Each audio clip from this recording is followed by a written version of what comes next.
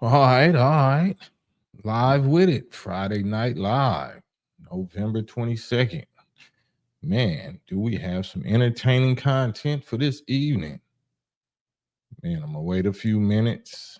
I saw the little pre recorded I just dropped, but I definitely want to put this up real quick and let y'all see how quickly the HATE kicks in.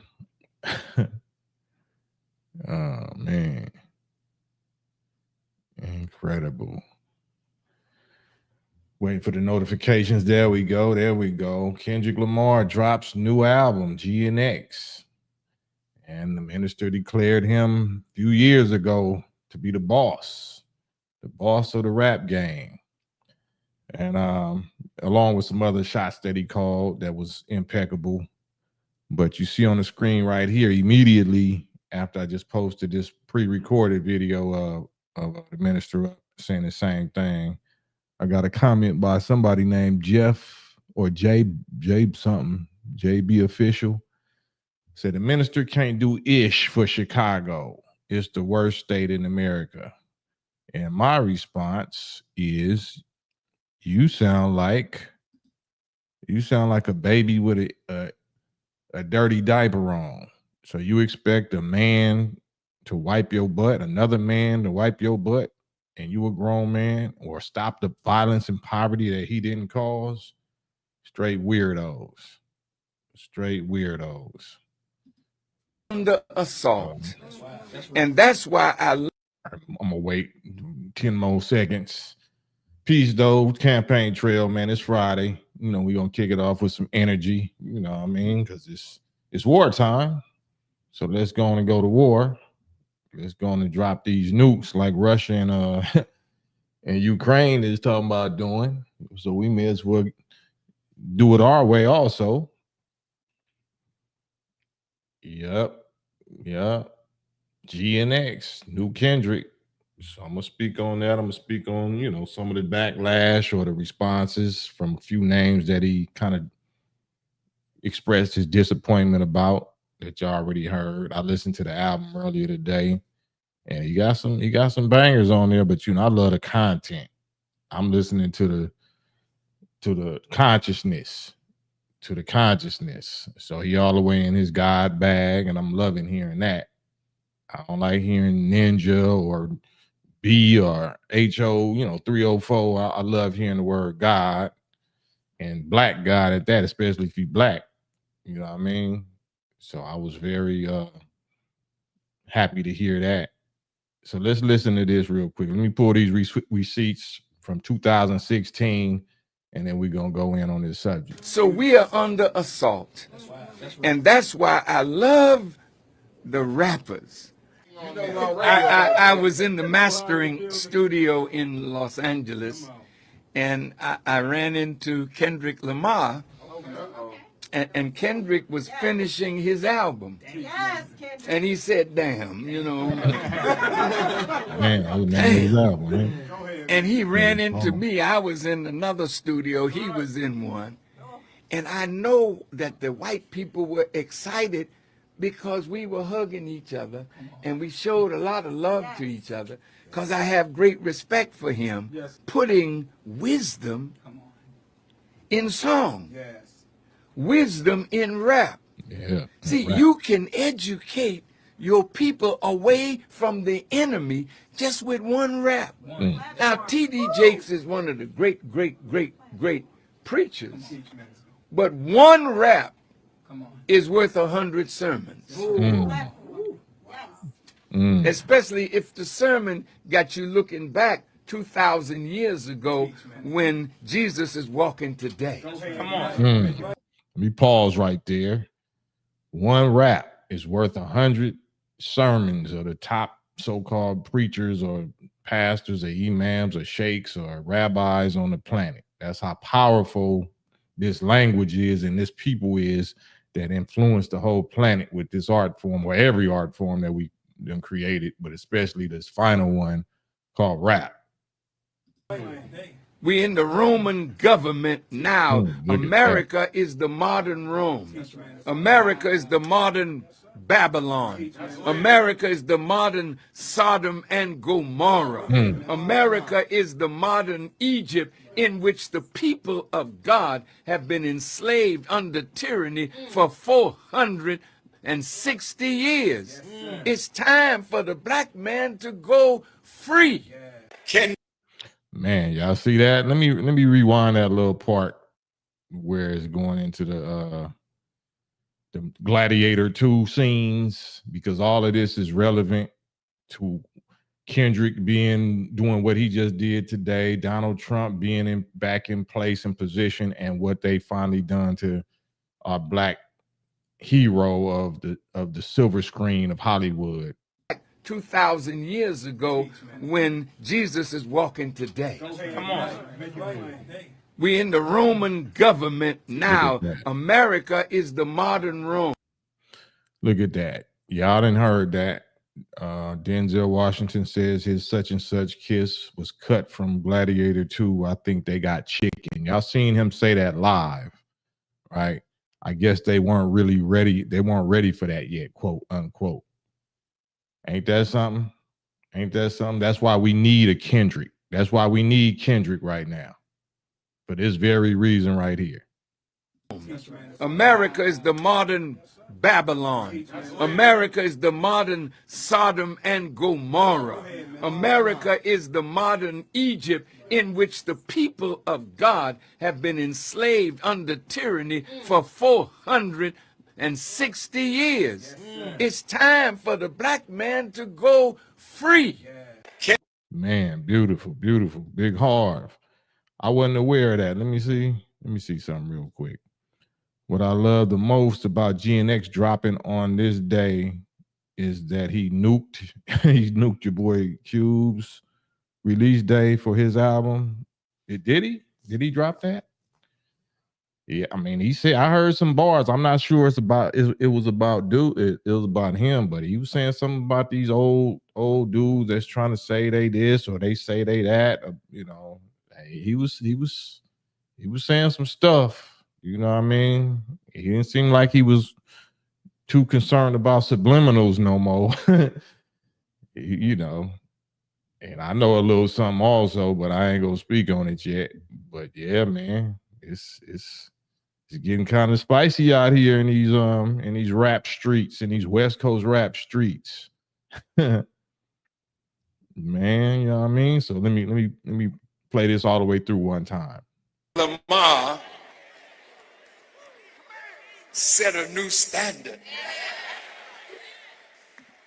He freed rappers to come on up. He's the boss. He's the boss. Now, when the rappers are free to say it like it is and say what they feel and teach their people through music and rap and song and dance, the cultural revolution is on. We say to the hip-hop community, to our cultural giants, say what you feel. Put it out there with strength. They allowed you to call your women bitches and whores. Who was the rappers calling them that? Huh? Now put it out there how you love your black self and you want to see black people free. We'll back you up. So we are under. So he's saying we'll back you up. Let me hear this part one more time. I gotta play this. Y'all, everybody got y'all opinion. You got the right. I ain't trying to silence nobody's opinion. As long as you ain't disrespectful, I welcome all opinions. But I'm playing the boss, the real boss, the Godfather boss. The cultural revolution is on, like it is. It's time Here we Man, go. go free. Kendrick Lamar set a new standard. Listen. He freed rappers to come on up. He's the boss. He's the boss. So that coming from Minister Farrakhan, I'm just letting y'all know that stings, because I don't care what you call yourself. If your leader and the person that we know have a real army and real warriors and real riders, that we not entertainers. And if our commander in chief say that that's who the boss is among our entertainment community now, who gonna say something? Who gonna say is so I'm not trying to, but people that who it's just my ego, and people that's the king and the this and the that, you know what I'm saying? That's designed directly by God, you know what I'm saying, to check all of that. Now I want to hear what you got to say, because this ain't about entertainment. This is about what he said. They allowed you to call our sisters and our women and our girls B's and 304s and all that other stuff, as though there was not going to be no retaliation, no consequences, even if it's verbal rap retaliation or consequences. You know what I mean? Some of us, our greatest fear is to be replaced, to where we not the hot ish no more. We not the boss, or we not in the spotlight. You know what I mean? Unfortunately, you see that with Michael Jordan. You see it with Mike Tyson. You see that with a lot of us that don't know how to bow out gracefully. We don't know how to, see that jersey, supposed to stay up in the rafters and never come back down. So they wind up hopping in the ring with somebody young and get their block knocked off. You know what I'm saying? So, I be looking like a bitter old hater and this and that. All right, well, you hearing it from youngsters, you hearing it from godfathers, messiahs, you know. So I must be on the right team. You know what I'm saying? This is something that Minister Farrakhan said way back in 2016. So even though I'm a rap pioneer, rap vet, a legend, God had made me a legend. Bars ain't never been whacked. Tighter than all your favorite West Coast rappers. You know what I'm saying? They call me for ideas, or to write them this and write them that, or, but this ain't got nothing to do with really entertainment. It got something to do with how entertainment is supposed to be used as a tool, an instrument to wake us up, to stand us up, to strengthen us, to elevate our consciousness. You know what I'm saying? To unify us and point out the real enemies and clear up, the wrong enemies. You know what I'm saying? So you heard Kendrick on one of his songs saying, I put a 10 or 100 different sets or hoods or something on stage. And, so he taking a baton, he taking a torch. He all the way in his God bag, black God. You know what I'm saying? His Godhood bag, not ninja bag, not Damu bag, even though he's standing on that and representing, and salute to his young homies in his section on West Side, and the young Meet the Whoops and Jay Worthy, and all the homies over there, Wacko and all, but we black first. You can, of course, you're gonna rep your section and all of that, but it's bigger than that. We black first. You know what I mean? Salute the Top and J Rock and everybody over there, TDE, but at the same time, salute Glasses Malone, salute, you know what I'm saying? Everybody from the blue side. This is bigger than that. And salute all our brown brothers and sisters, indigenous, Mexicans, Latinos. Yeah, it's bigger than what they're trying to make it. All this little Willie Lynch local beef, and now it's bigger than that. That's what Drake versus Kendrick really represented. A whole community, a whole nation, a whole race that, unfortunately had so much to do with manipulating and exploiting our people for so many centuries. That's what it's really about. So if we just think it's entertainment and money and party and all that, that's why Kendrick said, nah, it's time to watch the party die. Nigga, party is over unless it's a hanging party or something. You know what I'm saying? Party time is over. It's war time. And these is war bars and he don't care about no feelings and he ain't, man, I love it. I love it. You know what I'm saying? He's standing on his identity. He coming into his own. He's saying he realizing it's war time. It's not friend time. I don't care who's supposed to be my friend or I grew up with, or you think you got some emotional, sentimental hooks in me that I gotta cater to your feelings. Nah, none of that. It's war time. So yeah, I love it, man. I love it. So we're gonna get into the Trump part in a minute, but I just wanted to play this one more time and then we're gonna get into the Trump side. So we are under assault. And that's why I love the rappers. I was in the mastering studio in Los Angeles and I ran into Kendrick Lamar. And Kendrick was finishing his album. Yes, Kendrick. And he said, damn, damn. And he ran into me. I was in another studio. He was in one. And I know that the white people were excited because we were hugging each other and we showed a lot of love to each other because I have great respect for him putting wisdom in song.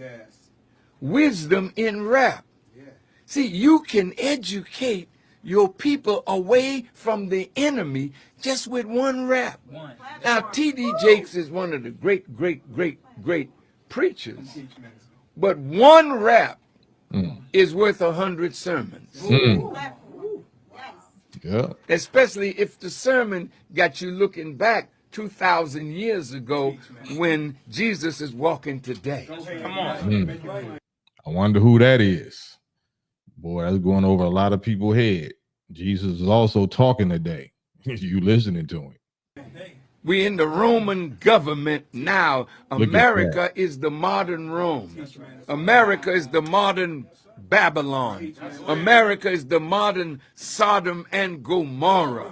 America is the modern Egypt in which the people of God have been enslaved under tyranny for 460 years.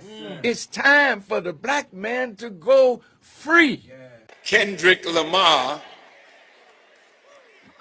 set a new standard.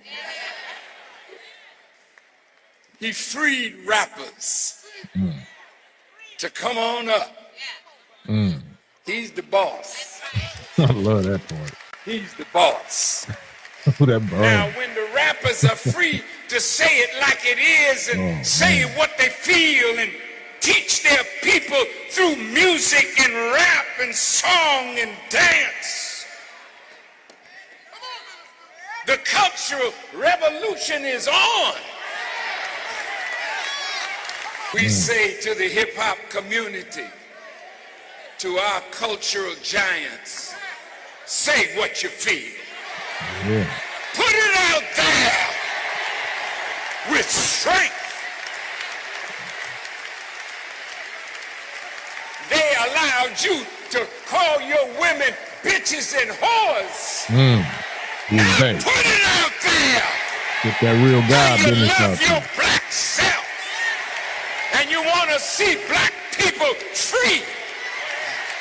We'll back you up. We'll back you up. Who the hell you think he talking about? And what kind of backup you think we talking about? It's over with. I told y'all the grace time is over with. The grace period is over with. It's time for the reaper. It's the reaper season. So he don't speak idle words. You know what I'm saying? Ain't nothing happened because he said it, it wasn't time to happen. So now when he's saying this, he's saying Kendrick freed rappers to come up to where? Freed rappers how? Right? So with that in mind, that automatically is going to make people feel a certain kind of way because everybody don't agree, right? But nobody is qualified. Nobody has the track record and the history and the army and the, you know what I'm saying, to do nothing about it. But it's going to automatically trigger responses like this. I see. I just posted this, this up a few minutes ago, and this comment from JB official said the minister can't do ish for Chicago. It's the worst state in America. And my response is, you sound like a baby with a doo-doo diaper on. You expect another man to wipe your butt and stop violence and poverty that he didn't cause? You know what I'm saying? That's how the demons get, agitated.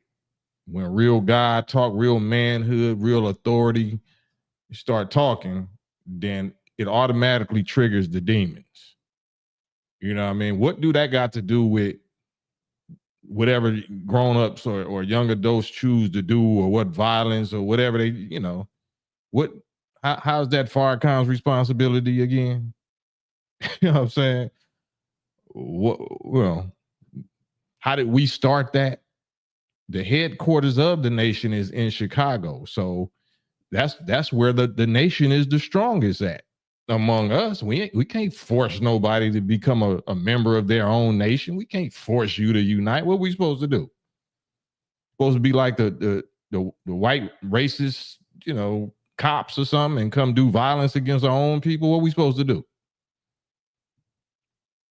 So that's what you're going to hear more of. Unfortunately, you're going to hear more opposition and BS from your own people when you have a track record and you got unity and love and support and progress and success. In the real war, your first enemies that's jumping off the porch is your own so-called people. And that's why the Bible says, turn the other cheek. That ain't supposed to be towards the real enemy, the real Satan enemy. No, you never turn your other cheek towards the real enemy, but to your own people that is still mentally dead. You might have to retaliate if they come, violently or whatever, but with words, you got to pardon much. You got to overlook this, overlook that, because they still under the spell of hypnosis, self-hate program of the enemy. You're not pointing out no real enemy. Matter of fact, you want to target the help. You want to target the Salvation Army as the enemy, as though the minister is the problem. So unfortunately, those fall into the trash category. And you hear every kind of organization, every warrior, every gang, every mafia, everybody knows the laws and the principle of taking trash out. You know what I mean? It's Thursday or Friday, whatever, on the curb every week. I'm saying trash day is every week. And it's, trash identifies themselves. Sometimes, trash gets tipped over and knocked over by dogs and cats and wild animals or whatever. So, but yeah, man. I mean, you gotta jump on it immediately. That's all. But just look at, like, what did the minister do wrong? Like, just by me promoting that, you see, everybody knows the track record in history, of success. Everybody just seen last week Malcolm X's daughter and Attorney Crump and some other people that filing $100 million lawsuit against the United States government, the FBI, the CIA, and the New York City Police Department regarding them being the ones that assassinated Malcolm X. Not Farrakhan, not Elijah Muhammad, not the Nation of Islam, but ninjas gonna ninja. Ninjas is gonna ninja because they don't like the idea of having to submit, having to recognize and respect and follow the instructions and the authority of a black man that has seniority. You know what I'm saying? We're not all the same. We're not all equal. We're not all equal in rank. There are people that's in way more authority than me, way wiser than me, way more accomplished than me. And I'm not a fool. So I'm gonna join them. I'm gonna submit. If I recognize they mastery and I want to be a master and I ain't one yet, then I have to submit. I have to follow instructions. I gotta fall in line. The best leaders are the best students. If you running that insanity talking about I don't follow no man, then you insane and you a liar. You insane and you a liar.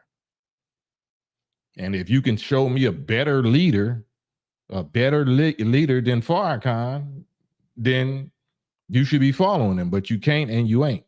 So you're a liar and you're a hater. You know what I'm saying? You're just a rebel. You're not successful. So my job is just to put it out there clearly. And I also wanted to talk about, the perfect track record of Minister Farrakhan as the perfect track record of the Honorable Elijah Muhammad. Every shot he ever called has come true. It don't happen right away. It might happen decades down the line, but everything that he ever said exactly came true, right?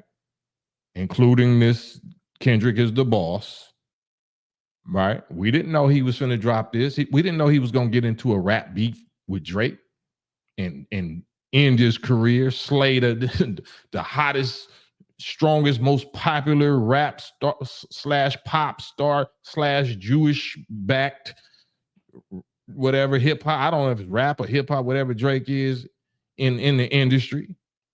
And he was poking the bear. He was provoking Kendrick. You didn't expect Kendrick to do that, but the man of God said he was the boss. You know what I'm saying? He said he was the boss, just like he said Trump was going to be the last president. And people was clowning like, oh, Trump ain't going to be the president. Trump got felonies and he ain't going, and Biden already won. They said that last, when he lost to Biden. That's why, I don't follow Farrakhan. False prophets. Like, yeah, all right. Who's the president right now? Who's going to go to war? Who starts sending nuclear capable missiles into Ukraine and into Russia right now? And what's going on in Israel right now? Boy, y'all would love for him to be wrong, huh? But he not. But he not. And us that's with him is not. And, we've been ordered. We've been commanded and instructed and directed and ordered to be patient. Be patient. Wait. Give our people time. Give our people time. Give them time. And we still waiting because he is the clock. That is the watchman. The minister is the watchman. But when he departs physically, as he is about to, then it's all the way up. It's all the way over with. Yeah. Big Rube, salam. On top of that, Chicago is a city, not a state. Even if it was a block, even if it was a city block, Farrakhan ain't responsible for what grown people choose to do. He didn't start the killing. Why would he have to stop? Why is he responsible for stopping it? He didn't start the poverty. He didn't create the poverty. Why is he responsible for fixing the poverty or whatever? He stopped it in his own nation. The Nation of Islam is we from every ghetto in the United States, from every hood, every penitentiary, every jail in the United States. He stopped it from among us. We don't got them problems. You know what I'm saying? So what are you talking about? He did stop the crime in Chicago. But people that listen to him, people that represent and respect and understand, his warrior and divine position, you don't do what you gonna do. You're gonna do what you choose, right? He not your slave master. You got free will, remember? So you in a condition, we in condition because of what we choose to do. But leave it up to some boo-boo diaper little You know what I'm saying? Little goofies. But that's what we here for. We here to speak. We here to speak. Bro, see, salute. I'm gonna put the link in the chat because I want to get a little bit deeper into this Trump thing too. What's sad, Brother Cam, our people are not going to realize who they had in their midst until he's gone. Yeah, that's how it's written. That's how it's written. Yeah. But yeah, as far as the Trump thing, the minister called that out, and he said some stuff that I'm not going to go into the details of that right now. But he said some details about Trump and what Trump represents and what Trump was going to do for this for this country, for this nation. And for those that know, yeah. Bobby, I asked about your Black Grand National yesterday. Now Kendrick got. Oh yeah, I thought that's why you asked about that, Bobby. I thought that's why. I thought you saw that as something. I thought about that when I seen his album cover. That's why I thought you probably seen it because I'd be late, so I thought Kendrick might have leaked some footage or something. So yeah, he was on it. He was on that. Yeah. Jerome Hayes, salute. Black Symphony Beats. Joshua succeeded Moses as a leader of the Israelites. Joshua understood rank and became an expert in warfare and military commander. Submitting to the order is submitting to the will of the Most High. Absolutely, but we don't know that. We submit to our feelings and our emotions, our imaginations. So we have to be left to our own devices and let that take its course. Mayday, Mayday, salute. Mayday Mamba. Here go the StreamYard link.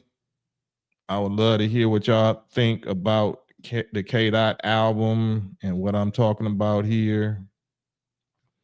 Rube say if one finds it hard to believe the word of God on face value, it is because way down deep they really don't respect him. Yeah. Yeah. That's basically what it comes down to, and it's easy to prove. It's easy to prove. If you upset about righteousness, like just think about that. If you get upset because somebody has a righteous track record and a history and a success rate of reforming and cleaning up our people, and then you look for the people that didn't want to cooperate with being cleaned up and blame that on the righteous example, then you a straight goofy weirdo, little devil. So that's on y'all. That's just how you identify yourself. That's how y'all take your own weirdo mask off and be showing your real colors. How you gonna pin that on some righteous man? You know what I'm saying? Gooch, salam, alaikum salam. I don't know the titles, Mayday, but I heard a few of them, man. I heard a few of them that was banging. You know what I'm saying? I like the little Luther, the little R&B flips and stuff like that. I heard one with SZA on there that was tight.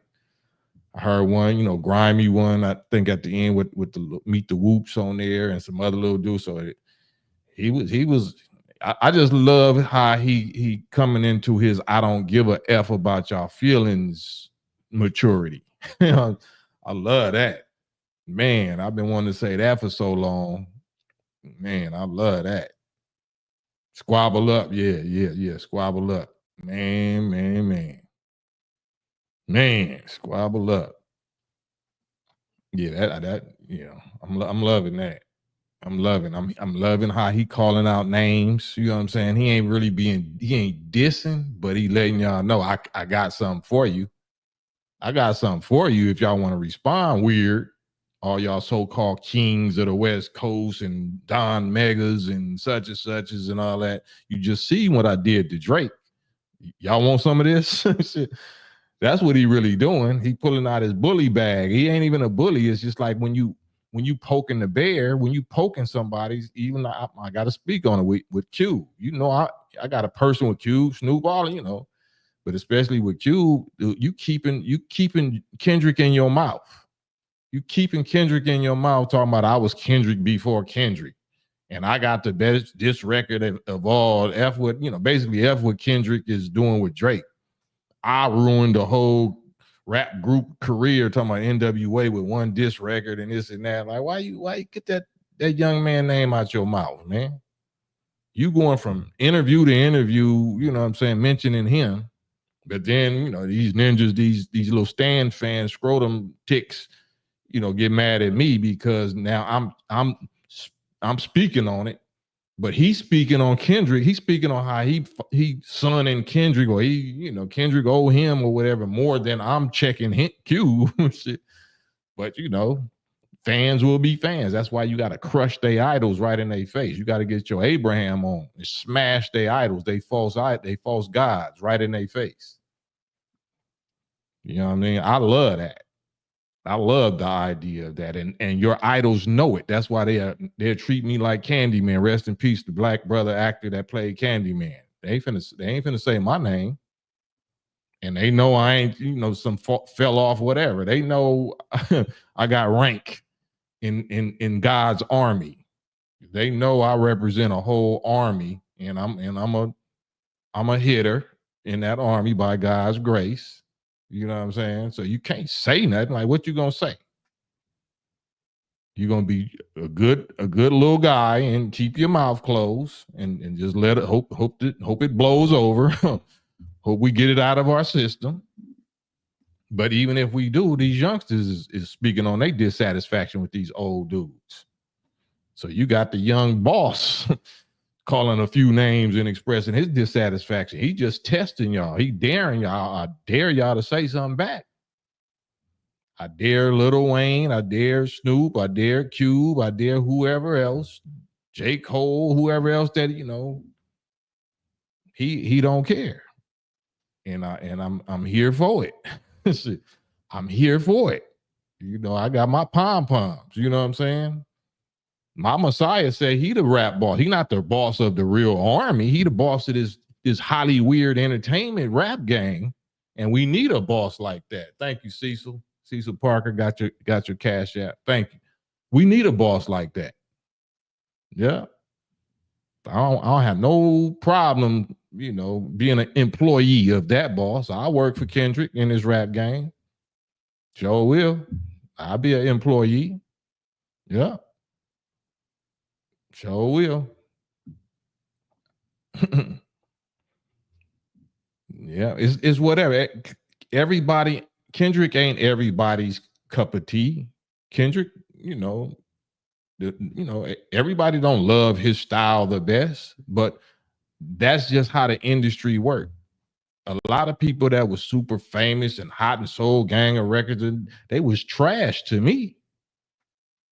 So it ain't even about that. It's about whoever this most high is, this most high God that programmed this just right and knew the exact combination at the right time to set Kendrick off to be that guy. That's what happened. It's God's plan, like Drake said. It's God's plan. It was God's plan for Drake to get as big as he did, and it was God's plan for him to get dusted off by the boss. That's all. You know, I don't know. I don't know how long, you know, that this present boss is gonna last, but right now it is what it is. What it is. Yeah, you got to be able to adjust. You got to be able to adapt and adjust to what is, not what you think it should be or what you want it to be. No, what it is. This is what it is. This is who called the shot. You know what I mean? I'm just, man, I wish I could explain and prove certain things, but it's not, this ain't the place for it. But right, Mayday, how you gonna be Kendrick before Kendrick? Right. Yeah, why would you even say something like that? Why would you even say something like that? So from what I hear, I seen, you know, a couple of y'all saying that Cube dropped today also. Man Down. Is that the name of his album, Man Down? Damn. Did that really drop today, or y'all was just trolling? Y'all was just clowning? Because I heard that first, I did a little reaction on that first single, that Ego Is My Ego, and that was hot garbage. You know what I'm saying? And it got bots. It got bot views. I seen that firsthand. It's supposed to be millions of views. Like, man, if you don't knock it off. But did his thing really come out today? Because if he did, Kendrick is a fool for that. Because as far as I know, y'all didn't know nothing about no new Kendrick album dropping, right? So he had total control over, when he was just gonna surprise nuke the industry, and whoever might have been dropping some rap albums from the West Coast that was claiming that they was Kendrick before Kendrick. Man, you got swallowed like TD Jake said. Oh, Lord, have mercy. Have you ever been swallowed up? Oh, man. So I just, it's just comedy to me. I need a good laugh. You know what I mean? My sense of humor dark anyway. Walk them down. Salute.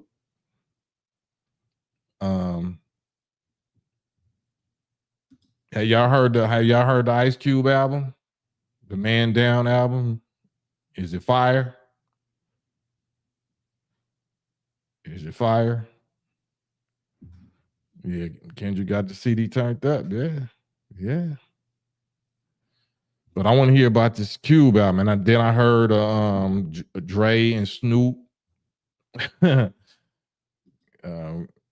Gadre, say trash. I heard of Dre and Snoop supposed to be doing some missionary or whatever, and I heard that first single. That that sounds like some hot garbage. Also, just calling we supposed to say this as competitors, like boxing or whatever. He's a bum. He's trash. That was trash. You know what I mean? First word out your mouth is this BITCH, and I got BITCHs and this and that. Yeah, nigga, how old ain't we? 50 something? Man, we still talking about edges and 304s. Wow. Doing Armageddon, end of the world, on the verge of nuclear Armageddon, nuclear war. We talking about black women as bees and 304s, and talking about money, and man, okay. Said it was garbage. Harris 2820. I'm saying, man, I love it. That's what I love about this fake news, this fake media thing finna get busted up. And Trump is just the guy to do it. Not saying that Trump loves us or I love Trump. I love that Trump is in office and shaking up all this FCC, all of this small hat rainbow controlled media that's giving bags and extra views and boosts and pumping up all this garbage, this trash. He said he won't drain the swamp. You know what I'm saying? He gonna drain that sewage. That's what he say. I don't know if he gonna be successful, but he coming for him. These is the same characters that was making videos about, putting little blickies to his head. You know what I'm saying? Like, bruh, man, come on, man. Tried to warn y'all, man. Damn. I tried to warn y'all, man. Right, Mop Whack TV. Everybody got a role to play. Yeah. Big Harv. I don't think anyone even heard Man Down. Every car on Central slapping GNX. And the sad thing is that's how he used to be. That's how everybody else used to be. If he came out, you know what I'm saying, he would be swallowing up they release date single or they album. Boy, what a pill to swallow, to get swallowed. Oh man. Damn, bro. Damn, Gina. Justice. Justice is so it's like that Denzel kiss. It's like that Denzel rainbow kiss. Just man. And I'm glad I went before all of these people. Like I didn't, my little record, my album with Battle Cat never came out because of haterism, because of rainbow small cap haterism. But the few 3 or 4 records that I had posted up on my Instagram, one song just destroying all your West Coast vets, just destroying that shit with quality content, just sound good, samples, whatever, destroying them. So that's how you know. I put that out on purpose too, because I'm on my Kendrick bag. I dare you to diss any song of mine. You can say you broke or you bitter, and then I'm just gonna whoop your ass. I got a whoop 2.0 in the chamber that I ain't really pinned fully yet because I'm waiting for somebody to jump off the porch and say my name like Candyman. And I'm gonna put you in that lyrical pine box that you belong in. Yeah. Man, it's a beautiful thing. Yeah, it's all good. Yeah, if y'all don't mind, hit the like button. Y'all don't have to. I mean, but I'm asking y'all if y'all coming in, hit the like button. Hit the like button so we can try to get this, little algorithm going, seeing if any our rap peers want to respond. Maybe they might hop on a live here with me or request. And that would be absolute entertainment content. Because like corrupt, salute corrupt, we calling out names. Cold Tay Trump got Musk and RFK Jr. on his administration. Trump might open up the JFK files to the public. Yeah, he might. He just might. Why not? They tried to delete him. All bets is off. Shit, I would expose everything. You try to delete me. You try to destroy me in every way possible, and I still, despite it all, still became president. I still returned to the throne like Christ. I'm slaying everybody that try to crucify me. Mr. Lambo say I only just heard the first song and K-Dot gassing. Yep, straight octane. Yep. Man. So yeah, it's some secrets, man. Got some surprises, some musical surprises, in the can right now. I'm just waiting for the right green light. Y'all gonna be like, whoa. Yeah. And I ain't trying to make a living off of it. It's just like, well, it's not even like Mike Tyson. Like if I come back, it's not for exhibition. If I come back, I'm coming back to destroy something. I'm not coming back making no love songs. I'm coming back making war songs. Just like the same reason Trump coming back. He's not coming back to make love. Jesus ain't coming back to make love. None of these people that done got, crucified for their righteousness, that's revolutionary. They're not coming back to hug nobody and forgive nobody. They coming back to retaliate. That's prescribed for us. We Muslims. Retaliation is prescribed. That's a must. It's a duty. You considered a coward. You considered a weak link, a liability if you ain't about your dutiful retaliation. No, we coming back for something else. Yeah. Right. Hell on the rocket ship. One got the hell, the other got the rocket ship. Man. He called it. He's the boss of this rap game for this season, the season of Armageddon, the rocket ship, hell on a rocket ship final season. Kendrick is the boss of that season for this rap game, man. I love it. Ba-da, ba, ba, ba, like McDonald's. I love it. I'm loving it.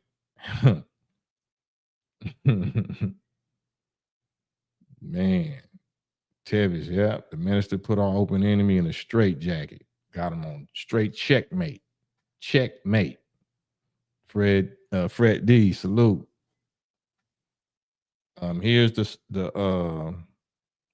StreamYard. If y'all want to hop on here, y'all want to give me y'all thoughts about the K Dot album, the new GNX album, and what you think about him speaking on Lil Wayne and Lil Wayne's response or Snoop's response. I seen some Snoop response saying, yeah, it was the edibles, like salute King, you know what I'm saying?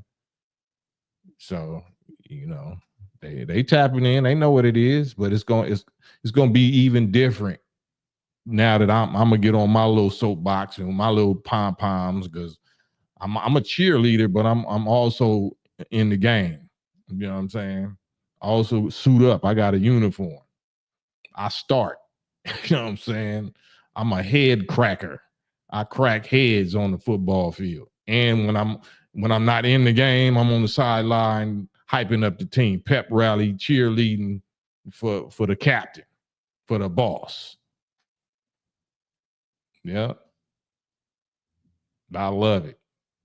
CTE, you know what I'm saying? I'm concussions. I'm issuing out concussions. Yeah. Yeah, I don't even look at it like that though, Chuck in the Wild. You know what I'm saying?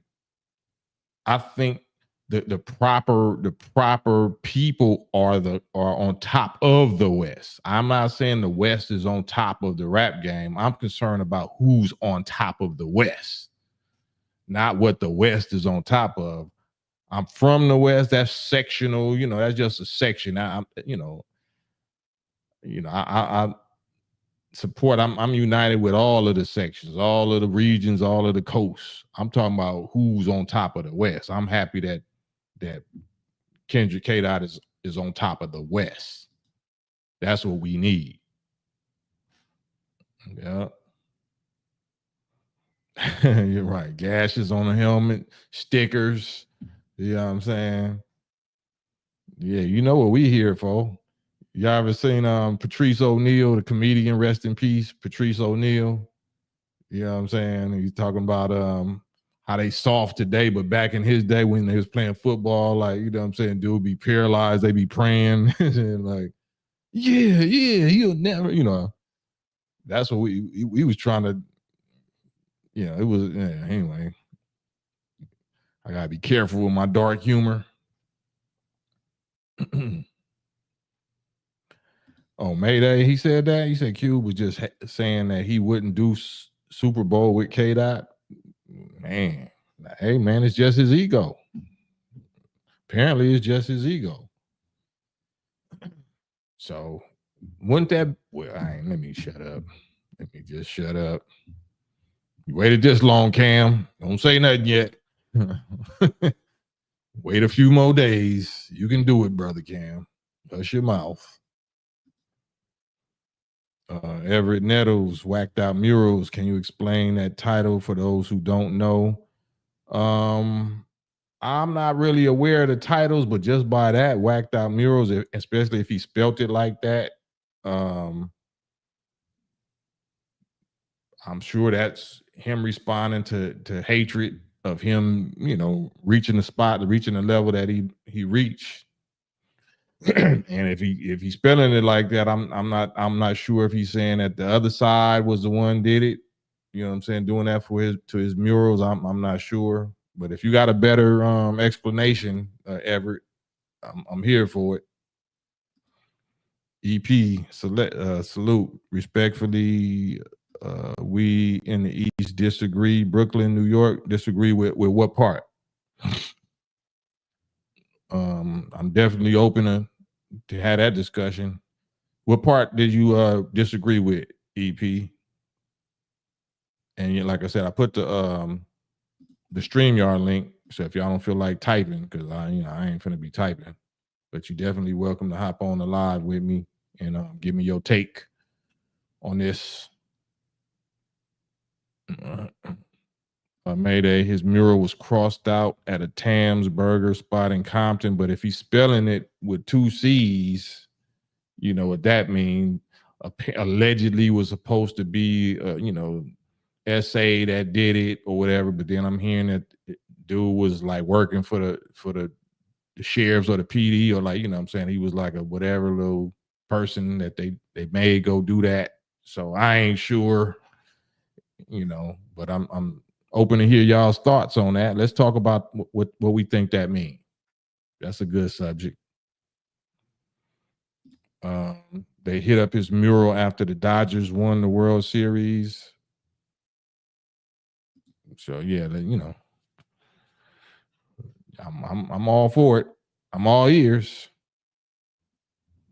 Right, Deputy Goon Squad for sure. They definitely on their COINTELPRO. Definitely on their Willie Lynch COINTELPRO, sending these little stool pigeons and these rats and these CIs and CSs to do what they making them do. That's definitely how that go. Yeah. There's a great cut with JD from Lynch Mob on the new Cube album. Did it drop today? Pro Noir. Did that album drop today or it been out?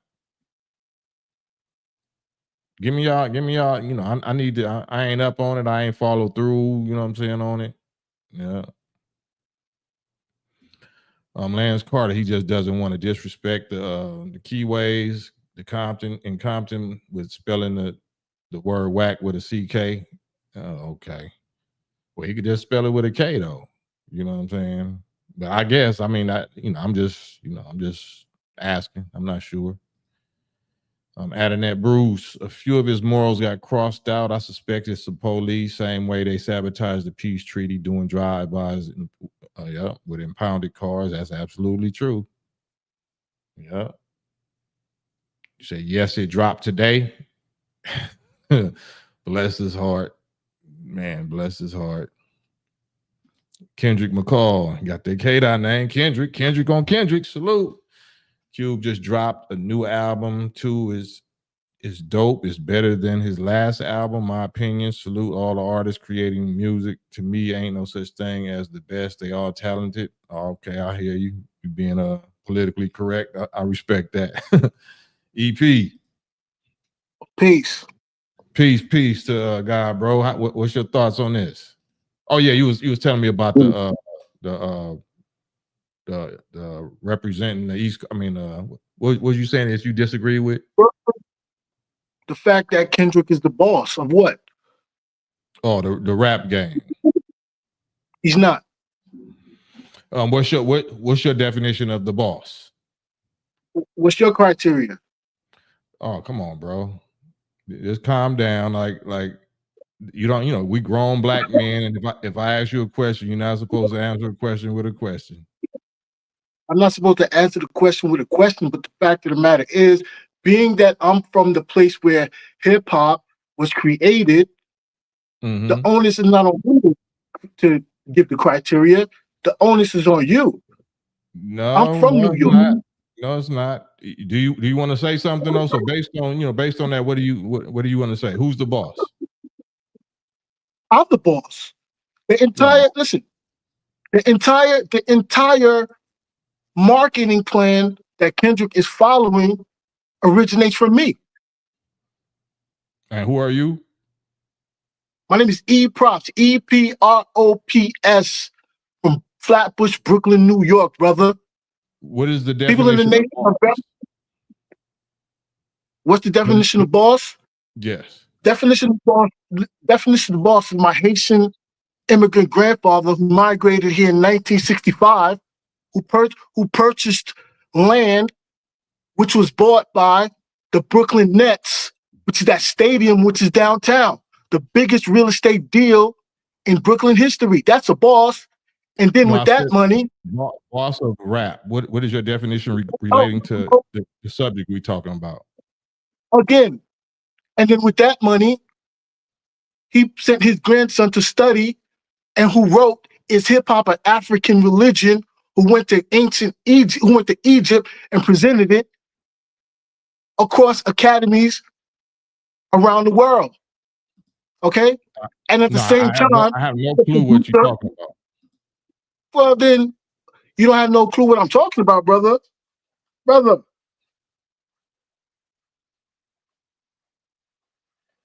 Hello? You don't know. See, we're gonna set it straight today, brother. Yeah, set it straight. We're gonna set it straight.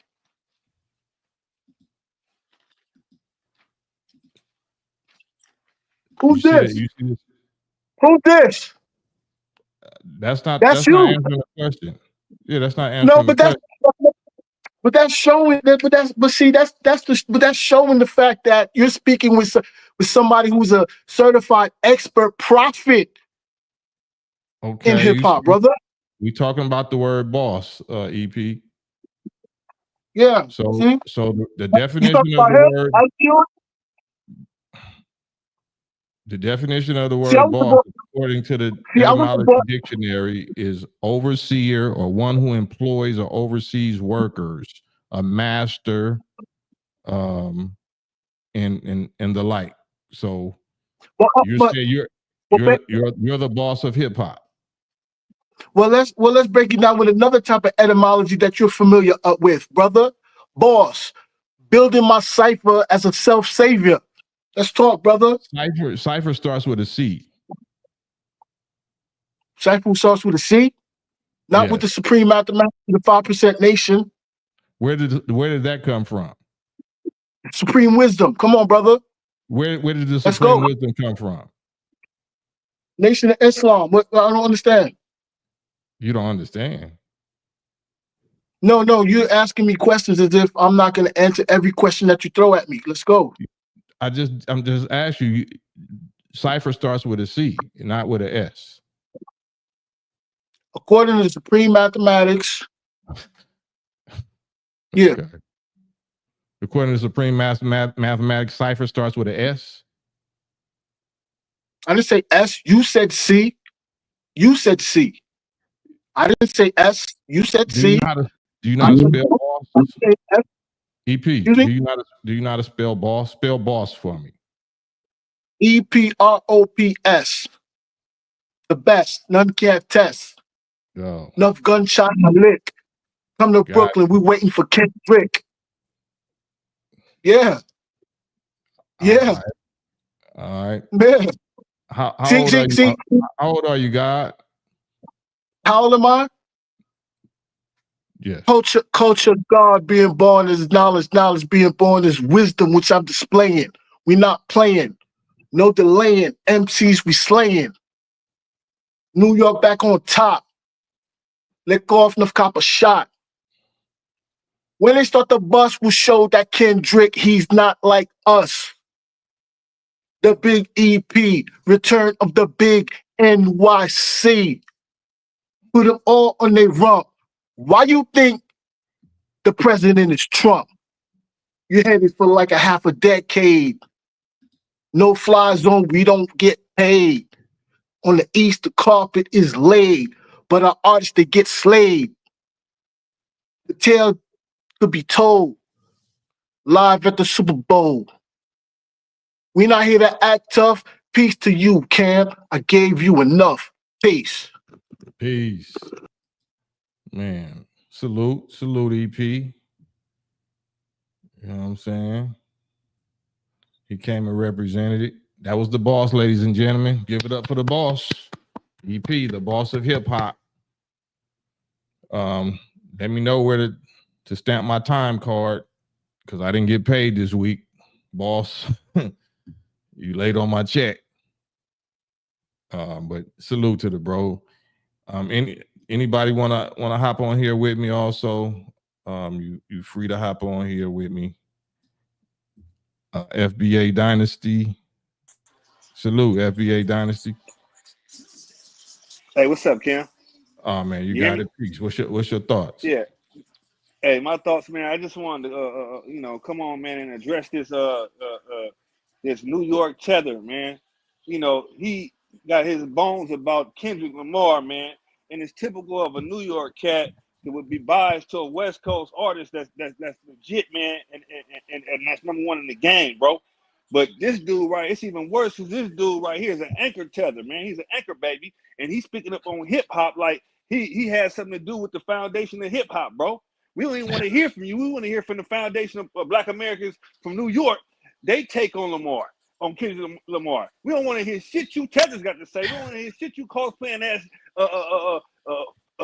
want to be Black Americans, bro. We don't want to hear shit y'all got to say, bro. All that's out, man. It's 2024, 25, bro. All that's out, bro. We building with our lineage. We building with our culture, bro. The foundational Black American culture. So the shit he talking about, bro, he just trying to cosplay and do that hippity doo our cipher nonsense, bro. We ain't trying to hear all none of that, bro. We coming straight from the hip with it, bro. You know what I'm saying? That's why I wish he was still on so I can check his musty ass, man. No, like we stupid, bro. No, I'm just saying, no. Hey, look, I love my people, bro. And I know you from the nation, bro. And I love my people, bro. And I love what y'all represent, how y'all help the community, bro. You know what I'm saying? Y'all didn't really push the line and stopped a lot of us in LA, man, for going at each other. Even though it's not like it used to be. You know how it was. It used to be, Cam. Right. It ain't like it used to be, Cam. So more of us, we getting truth to power with it now. But we don't need no cosplaying tethers coming anchor babies. And your parents just came in 1965. You up here trying to tell us about hip hop and Kendrick Lamar ain't this, and New York is the land of hip hop. Come on, man. The whole of goddamn America, from the down south, is contributed to hip hop. Right. Down south, folks went to New York, man. They went to the Bronx, man, and was having parties outside in the park, just like they was doing down south, man. Just like on the West Coast, we was doing that. Midwest Chicago and Michigan was doing that. So, bro, we don't want to hear shit this dude got to say, man. Anchor telling, man, sit the fuck down, man. Chill out, bro, and sit in class and learn something, bro. Man, stop running your mouth all the goddamn time. I gotta go, Cam. But thank you for bringing me up. Oh man, thank you for lacing us, man. We needed that. All right, peace. Sid say rap is something you do. Hip hop is something you live. Universal ain't no best. Yeah, I don't think he was talking about hip hop. Minister Farrakhan didn't say that Kendrick was the boss of hip hop. He said rap, the rap industry, the rap game is what he was talking about. So as far as him, having the influence and the reach and the impact that he has, and being where he's from and being the age that he's from, then that's what he mean in context. Hip hop, yeah, I don't even necessarily do hip hop like I used to break and pop lock and DJ, you know what I'm saying, when I was younger, but we never looked at it like that. Like we didn't, on the West Coast, we don't call it hip hop. We call it rap. You know what I'm saying? Whether it's gangster rap, whether it's RBG, revolutionary, but so we didn't use those words or those concepts. You know what I'm saying? It was just rap to us. So we speaking specifically rap. And my man EP, I guess he's talking about hip hop or whatever. Okay, it's all good. If you say so, bro, But Sid say, my bad, I'm late to the party, didn't know we were talking about Farrakhan. Yeah, we was talking about Farrakhan because I played a clip earlier where he was saying Kendrick was the boss. He's the boss. He freed rappers, not hip hop. He didn't free hip hop. He freed rappers to come up, on a conscious level, revolutionary conscious level, and not be talking about bitches and hoes and selling dope and shooting and kill each other and all that. That's not Kendrick's image. He's from that, you know what I'm saying? But his thing is more conscious, God business, speaking of like I'm a God, and it's like the Hebrew Israelite, the more spiritual, tapping into the original Black, indigenous God in us, that type of function, while you still keeping it hood, or you keeping it, street. So it's what we used to call revolutionary but gangster, RBG. on Northern California. Yeah. But yeah,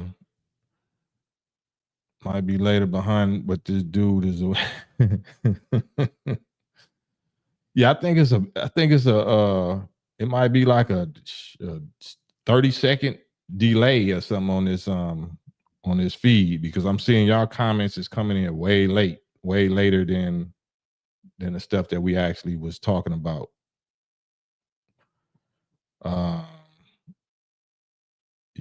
Yeah, I don't even know what you're talking about. You want to get back on here, EP? Because I don't know what you're talking about. I'm not sure if you partake in medications or whatnot, but I do want to understand you.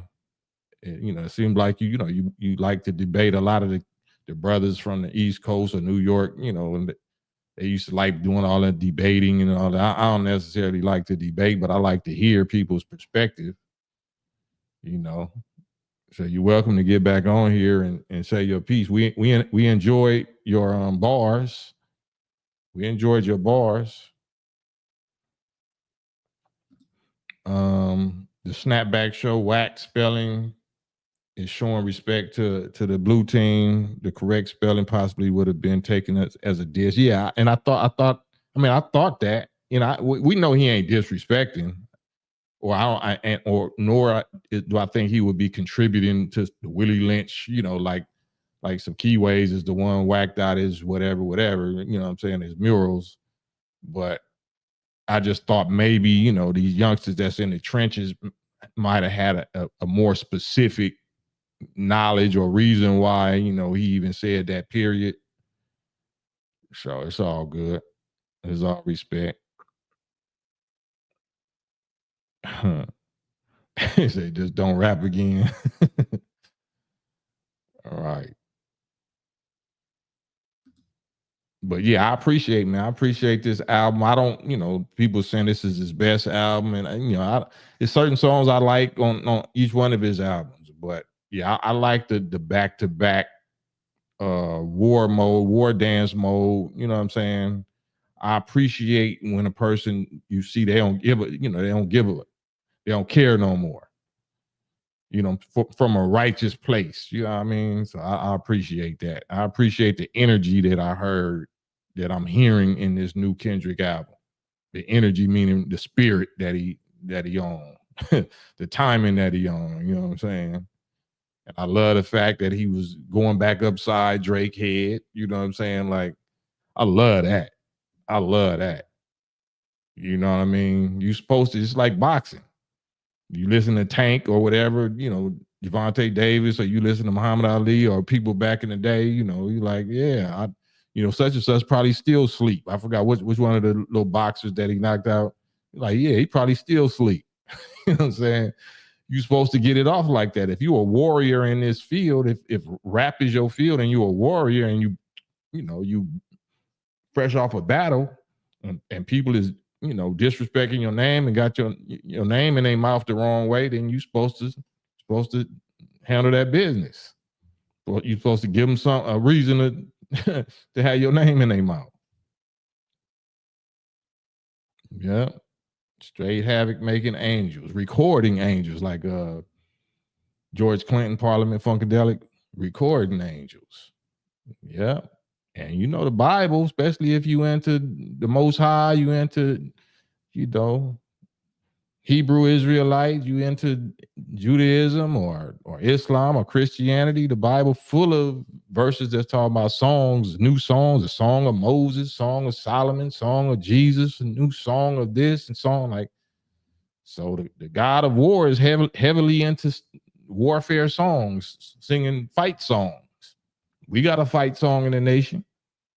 You know what I'm saying? We fighting for Islam and we will surely win. Fighting, not dancing, not hugging, not fighting. We are fighting for Islam and we will surely win with our Savior Allah, the universal King. So it's fight time. Anybody else doing something else? You doing some play time, party time, love time, business deal time? I don't know. I don't know if you on time or not. You ain't on the right time. Yeah. Young say, let me holler at EP. EP, if you still there, Young want to holler at you. A couple of people want to holler at you. I'm gonna bring y'all up at the same time. Y'all just can't get reckless. You can't talk no reckless talk because you'll get this page, I can't violate this page. I'm saying. Kendrick made Drake sit on the toilet in the jail cell. Yeah, sit down when you pee. Sit down when you pee, light skin. You know what I'm saying? Gonna grab that little yarmulke and start making some more bars about your bar mitzvah, Backstreet Boys or whatever, whoever you was talking to when you was talking to Rodenberg a long time ago. EP, hop back on here. They want to holler at you. You said we right here. I'm just moderating. I'm gonna bring you up and bring whoever want to get on here with you up, so y'all can chop it up. I'm not the debater guy. I'm the observer. BBL Drizzy, right? Man, that gotta hurt, especially talking about that pedo situation. Like on bars, you got the whole world dancing to that part. Mm-hmm. EP, yeah. So let me pull up where you at. Who said they wanted to Lamino. But yeah, continue though, EP. I'm listening, bro. Okay, now I want to say, as far all jokes aside, as far as the tether thing, we all know where I'm just gonna show and prove clearly. We all know where this line of thought, because in all jokes aside, I am a certified Black scholar on the level of, I don't know if you're familiar with your Black scholars. Like I said, I wrote a piece called "Hip Hop and African Religion," which is published many academic universities, where I went to Egypt and presented it. Now, the name of the conference was called the John Henrik Clarke CLR James Institute. That was the name of the institute. If you don't know who John Henrik Clarke is, he is considered to be the premier Black scholar, African American scholar of all time, as far as Black studies. I was educated in the same Black studies department of the City University of New York. Okay, so that's the basis of which the knowledge base that I draw from when I evaluate and speak on hip hop. Now, right. Can I ask you what is the proof of a person's scholarship? How can we prove somebody is a best scholar or the best scholar among our people? What's the proof? Okay, now, good question. How can we do that? Now, let's start with maybe something that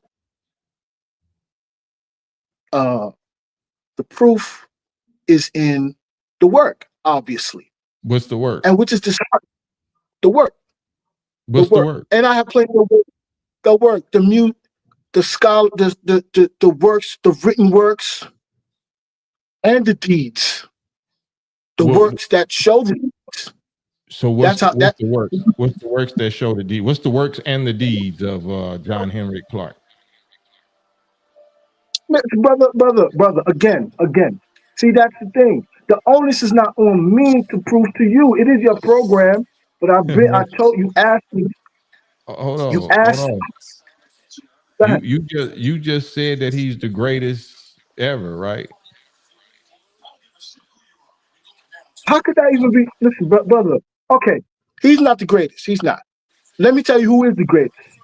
Who? The greatest Black scholar of all time was born in West Africa, a French-speaking country, who laid the foundation for who you guys hero Tariq Nasheed changed his personality to try to morph into, and that is brother Sheikh Anta Diop. Have you heard of him?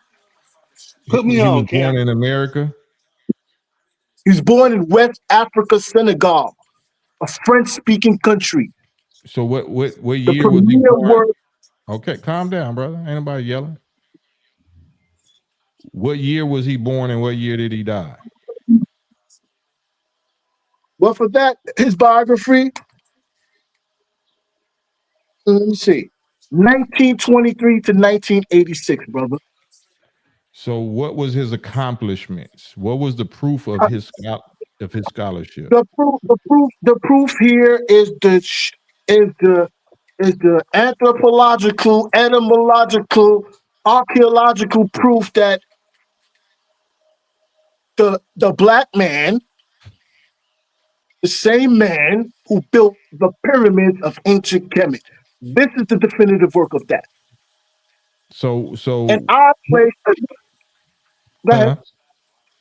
And then I So placed a direct line to this, to multiple African religions, to hip hop. I did that, no, which I'm saying sparked. so you a 5%er, right? I'm not a 5%. I'm a hip hop. I'm a hip hop artist from New York. Didn't you say earlier that the supreme alphabet or something, like, didn't you say that you was like a 5% The nation? supreme, the supreme mathematics of the 5% nation. Are you a member of that? I'm not. No, you see, because I don't. I allow them. See, again, I've been around the 5% nation. No, that's not what I asked. Born and That's raised. not what I asked you. I'm I not. said, I'm not. what are you a No, I'm member not. of? What black Hip-hop organization are you? The hip hop Listen, generation. The calm hip down. hop creators. Let's not The talk over. the original New York hip hop practitioner. That's what you're looking at right here. No, I said what organization are you an official member of? An organization means a group of black people who are organized, you know what I'm saying? Professionally organized, that's civilized organization. What organization are you a member of? Civilized people of the planet Earth. Oh, okay. Oh. Gotcha. Got it. FBA Dynasty wants to say something to you. Let's go, brother.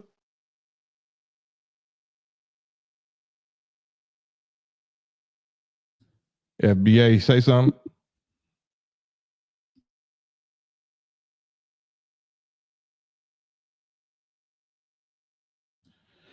Okay. All right. Maybe something wrong with his feed. If you don't mind me asking, how old are you, EP? Culture freedom. I'm 47 years old. That's how old I am. Yeah, I've been saying, bro. You just said you wasn't a 5%, and then you want to talk culture freedom dialect. So 47.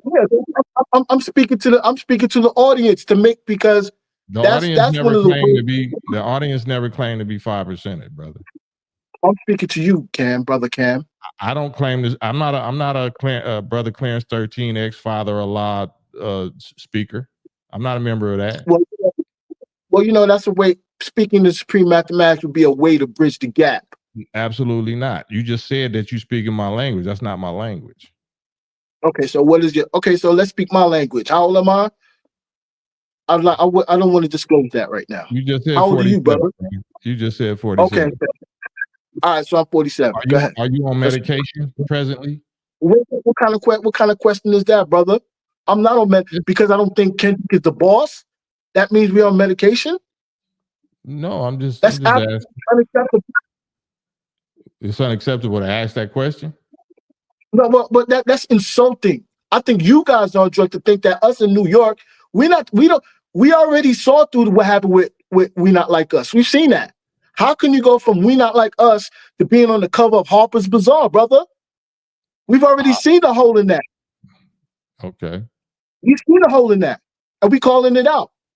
We tired of the threats of we're gonna get shot. People telling us this. If we standing up for hip hop, no, we standing up for hip hop. I'm doing it. That's what I'm part of hip hop. That's what I'm standing up for. Yeah, I don't think this had nothing to do with hip hop. This had to do with rap.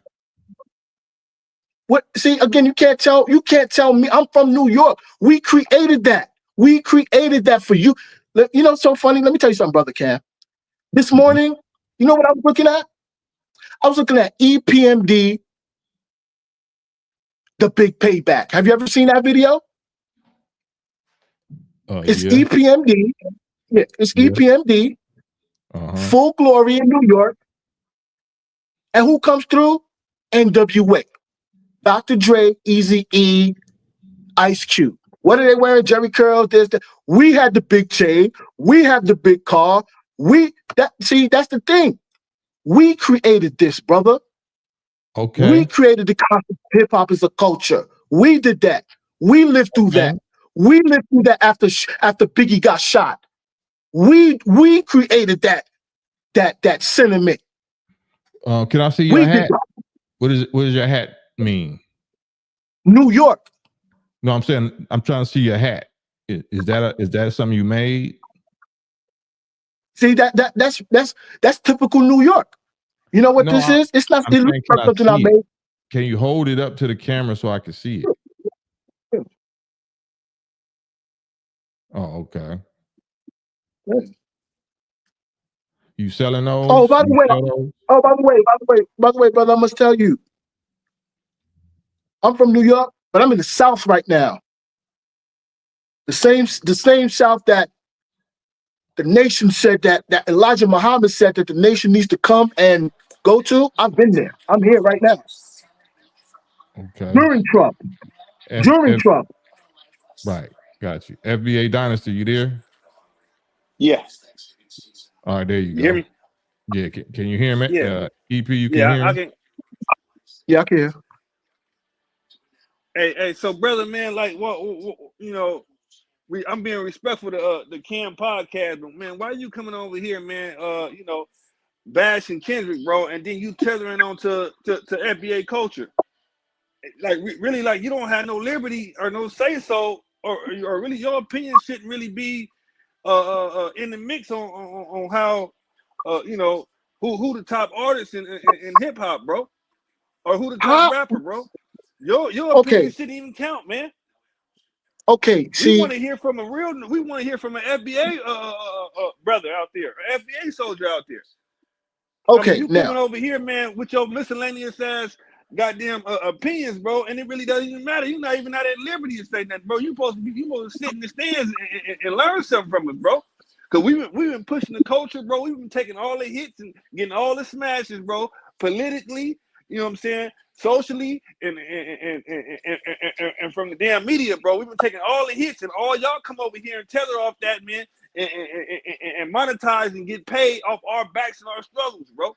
That's our culture, bro. So how you gonna jump in line and come with your miscellaneous ass opinion about who the top rapper in the game is, bro? What's your thoughts, EP? Well, you know, what's my thoughts? See, the thing about it is when you're a hip hop artist, it's like you're right though. You're right. Let me tell you. You're absolutely right. But you know the reason why I rap? I'm gonna tell you why I rap. I rap because I was seeing exactly what you're talking about. But see, the culture that you are saying that you started, you're right. You started it, but guess what? It was putting people in jail, brother. People was going to jail before the rap game, bro. But that's what I'm. But see, here's the thing about it, right? This is what you got to look at. Even if you're right, as somebody who grows up in New York, right? All I hear, all the time, I've been hearing is how the South runs New York, the West runs things, and New York has to come back with red, black, and green, the knowledge, etc. We did that. You're taking credit. That's the point. We FBA too. Not even me. New York. We brought back what Kendrick is doing now. The Nipsey Hustle plan. That's us. We did that. Now this division is not real, brother, because the person division, bro. It ain't no. Y'all always say we divisive, it's bro. This ain't created. no divisive. It ain't no division, Yo, bro. we knew what. No? For so long we've been bigging up. Listen, bro.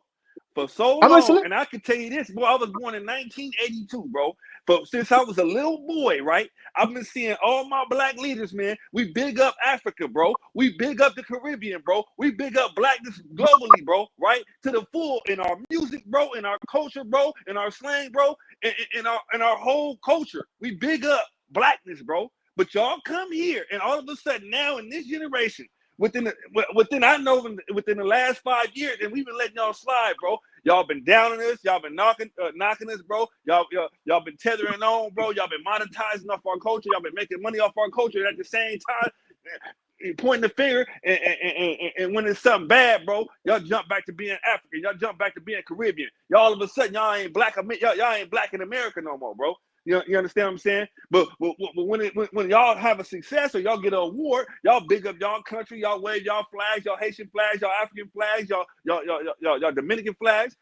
But when y'all get an award, but when it's something good, you want to jump in line and be black.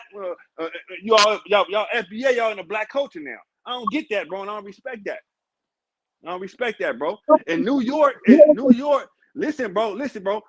New York, bro, the foundational black Americans, man. You had cats coming from North Carolina, the VA. You had cats coming from Florida. You had cats coming from the Midwest. You can even ask your boy Gene Deal. He came from Ohio, one of them spots, to New York, man, out there in Manhattan and all that stuff. He even said that he came from over there, man. He said, man, it was the cats that came from different parts of the country to New York, bro, and started the culture. And start rapping and all that, but they was already doing that, bro. Down south in Atlanta, down south in Texas, down south in Florida, down south in Alabama, Midwest, Chicago, Ohio, West Coast factions, Vegas, and California. We was already doing that, bro. We move around this country, bro, because we built this country, so it's not like we migrate. We just move different parts of the country. We got family. We have family down south. You know what I'm saying? We got family on the West Coast. We have family up there, up north, New York, and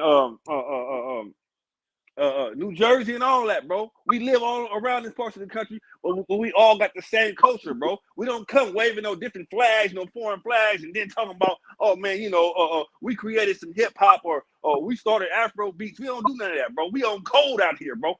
Y'all divisive. Where y'all come from? We on code out here. Don't let Chicago and LA games get you twisted, bro. You know what I'm saying? We got a lot of knowledge from the nation. The nation laced us, bro. All of us ain't from the nation, bro. We get a lot of knowledge from the nation, bro. A lot of from our black leaders, bro. So don't get that twisted neither. First thing, right? You can't have it both ways, brothers. You can't at one hold on. On one end, you want to be on some old you want a nation, right? So if you want a nation, so when are you going to start? Bro, a lineage is not a nation, man. A lineage is not a nation. A lineage is a lineage, bro. I can't. There's no leader for a lineage, bro. Words, you know words. A lineage is not a religion. A lineage is not a religion, bro. Okay, it's what we are. Is defined again the way that you define. We had an ethnogenesis, bro. We a whole new brand new ethnic group. You get me? We are ethnic group, bro. Some of us came from bro. Exactly. Go ahead, say it. Keep it going. Everybody ain't slaves, bro. Everybody ain't slaves, bro. You had some of them folks brought some of them folks on them slave ship. Yeah. Everybody in America that's black was enslaved. You had Aboriginal people here, bro. You heard about the Black Seminoles, bro? Don't you see how Cam look and how I look? I have the same complexion as Cam, bro. Cam probably come from a Aboriginal Indian black tribe, bro, that was already in America in the 1500s, bro. We mixed in with some of the slaves. Oh my God! There's no problem. I gotta educate this guy, man. No, you can't. You're not educated. You're not educated. No, all y'all immigrants and anchor babies are brand new. Y'all came in the 1920s, bro. You just said your parents came in 1965, man. Come on, bro.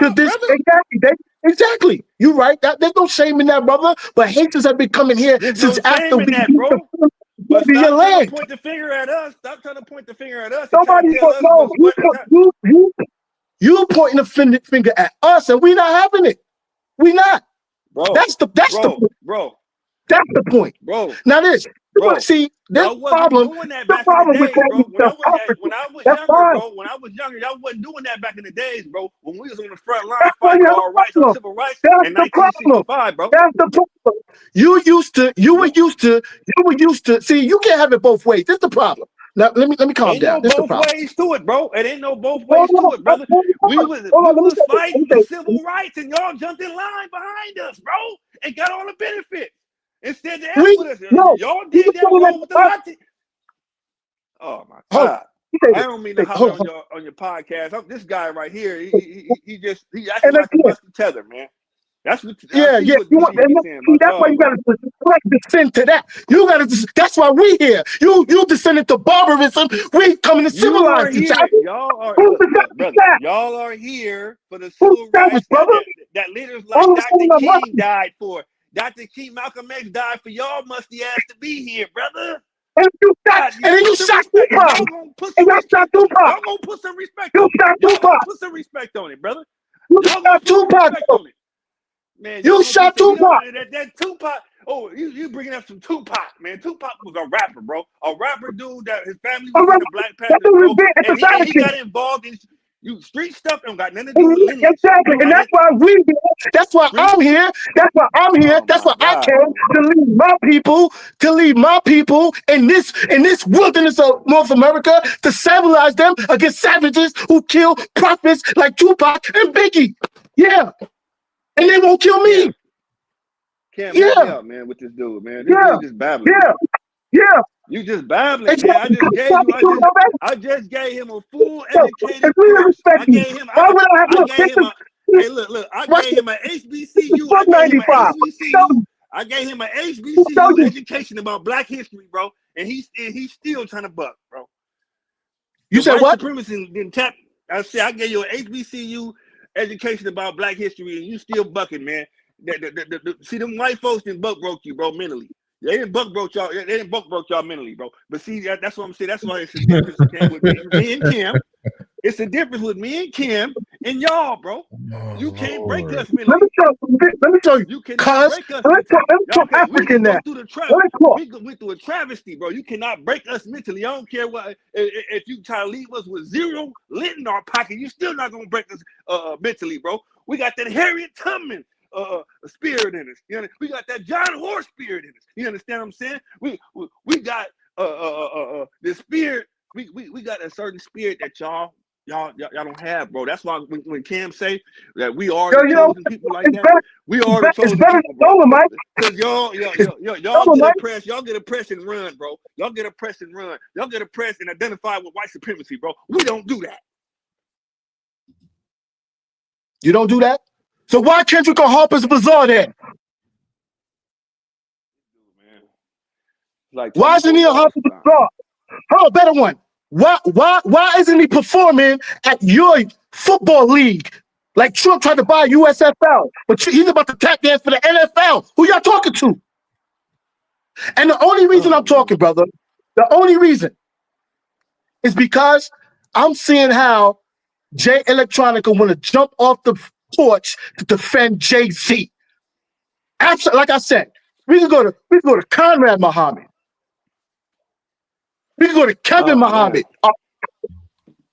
Yeah. I'm trying to see the logic. I'm trying to find out the logic. You're not making logic, bro. You're not making logic or sense. You're not making no logic or sense, bro. The logic is the fact that as a person from original hip hop, see that even the narratives about East versus West. This is a rap sheet. See, let me tell you what. Let me tell you what. That's why we. Listen, bro. Listen. That's why we respect the minister, right? The minister came from the Caribbean, bro. But he's a writer, bro. He's a writer, bro. He's from where? He's a writer. You're not a writer, bro. You've been canalized. Your mind been canalized, sir. Your mind been canalized, sir. Your mind has been canalized, bro. See, you see what I'm saying, Kim? That's why we respect the minister, bro. Yeah. The minister would have to sit him down, man. Send him to one of the mosques, man, so he can get woke, bro. Send him to one of the mosques so he can get woke, bro. Because his mind mentally paralyzed, bro. He's gone. He's gone, bro. And we gotta watch out for people like that. We gotta watch out for people like that because they're infiltrators, bro, and they send him on a COINTELPRO to try to sell us out, bro. Yes, you would. You would sell us out, bro. You would sell us out, bro. You would sell us out. You would tell a slave master. You would tell master, Cam and Young, man, they getting ready to escape, man, master. They getting ready to escape, man. You better do something right now, master. They talking about going to the back way to the woods, master. Yeah, hurry up, man, hurry up. Put some damn cornbread and butter biscuits, bro. You would sell us out. We don't have that same mentality that you got, brother. You know what's so funny? You always hear. So first of all, you really, to be honest, you need to understand the fact that. Think about your logic. No, you if you're a person, understand, bro. We come from a warrior class, bro, and we ain't backing down and we ain't bowing down, bro. You come from a bowing down. No, you come from a bow because you bow down. Look at you, bro. You come from a bow down class, bro. You're a bow down, man. You're a bow down like you said, man. But go on bow down, man. Go on bow down to your master, dog. Go ahead, man. Because you babbling, man, and you ain't making no logical sense. That's rhetoric. Sir, you're not making no logical sense. You're not, man. That's rhetoric. Go on to the mark. That's rhetoric. Come on down. Come to Vermont 81st, man. Come on to the mark, man. You come to Brooklyn. You can get some black and common, bro. Come to 81st Vermont, get some black and common. Like that president. Get some like that man did. Like Talib Kweli do. Yeah. That's our hood. Yeah. That's that president you're listening to. It's all about hip hop. Where do you think they learned that? They learned that from Brooklyn. They came to Brooklyn to learn that. They came to Brooklyn to learn the revolutionary. You're mentally defeated, sir. Dr. Ben was in Brooklyn. Mentally defeated. Henry Clark was in Brooklyn. Mentally defeated, man. All right. Hold on for a second. I'm just here for the comments. I'm just taking a little intermission. I'm trying to breathe. Man, pardon me, you know what I'm saying, but I really appreciate the passion. I really appreciate the points that y'all making, and I'm gonna bow right back out and let this go for about 5 more minutes. And anybody else that want to hop on, man, y'all welcome to interject. Continue, brothers. So much from you. I didn't learn so much from you guys about Black empowerment and other people that's on the movement. I didn't learn so much, so it's a waste of time for me to give him a teaching moment or get him what we about over here as foundational Black Americans. Let him know what we're about, and he's still in La La Land somewhere, man, on one of them Disneyland rides somewhere, man. You know what I'm saying? Thinking that he finna get a seat at the white folks table, man, and it's not happening, bro. They're gonna treat you the same no matter how much you kiss their ass, how much delusional you are, and the whole nine, sir. You're not even getting how we come. We got people that actually died on the front line for your musty ass to be in this goddamn country, bro. I'm talking about they done assassinated OG King, bro. They done assassinated OG Malcolm, bro, with COINTEL programs. We done went through all kind of Jim Crow programs. My mama was a little girl, and she told me about how them little girls in Alabama, because she's from Birmingham, Alabama, how them little girls got blew up. Hold on. I'm sorry. I'm gonna have to. So we're not trying to go all there. I got some of the people in the chat got a question for you, EP. They want to know, can they purchase that hat that you got online? Could you show it one more time? Because they saying it's an innovative fashion statement. Can you show the hat one more time? And that's the second question. Oh, my bad. The second question was, is that you on your shirt or that's somebody else? Yeah. My website. Yeah. That's you with your shirt off? Yeah. Oh, okay. Is that an album? Is that a single cover? Or what is that? It's my website. No, I'm talking about what is the picture from? Oh, that's me in my crib in New York. Oh, okay. That's just a regular picture. That's the kind of pictures No, you it's be. the cover to my website. I have a website. That's the cover of it. Oh, okay. Okay. You from Harlem? I'm from Brooklyn. Oh, okay. You never But rock with. You never rock with I used to be Diddy. a home. Nah. No, but as a matter of fact, brother, no, on all seriousness, all right? All seriousness. To give you an example of my role, right? Right. After that Club New York shooting, right? A former minister of the nation was actually supporting Shine. Okay. And was having Shine the tether that. too, bro. Shine is a tether too, bro. I'm not. We gotta I'm watch not. out for him, family. Yeah, we're not talking about violence. Let's not talk about no violence here. No weapons, no We ain't talking violence. about no violence. I'm finna tell, look, hold on, Kim. He talking about Shine. Shine is a tether, bro. All of a sudden, Shine was cosplaying us as a an FBA rapper or whatever like that. Now all of a sudden, now he want to get into politics, bro.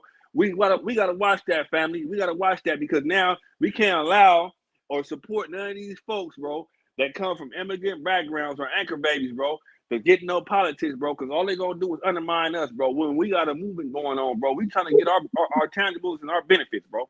We not rocking. FBA, hold on one second.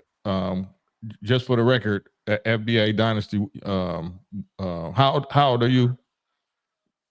I'm 42, bro. 42. EP is 47. FBA, you from the Bay or you from LA? Nah, man, I'm from LA County, bro.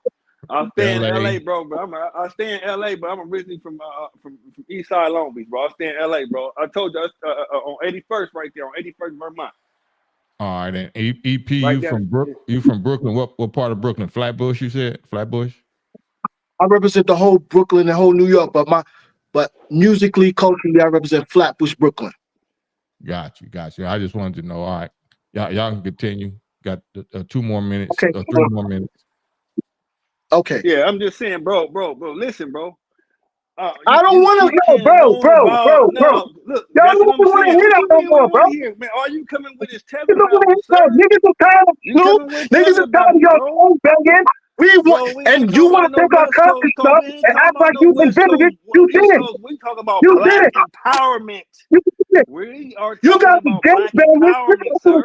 We are talking about Kendrick Lamar is black empowerment. Kendrick Lamar is black empowerment. Yeah, this is black empowerment right there, buddy. Yeah. There you go.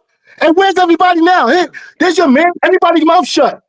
Everybody's mouth shut now. Trump is in office, right? Right? Oh man, we don't give a damn about Trump. All right? Yeah, man. And I got all the receipts.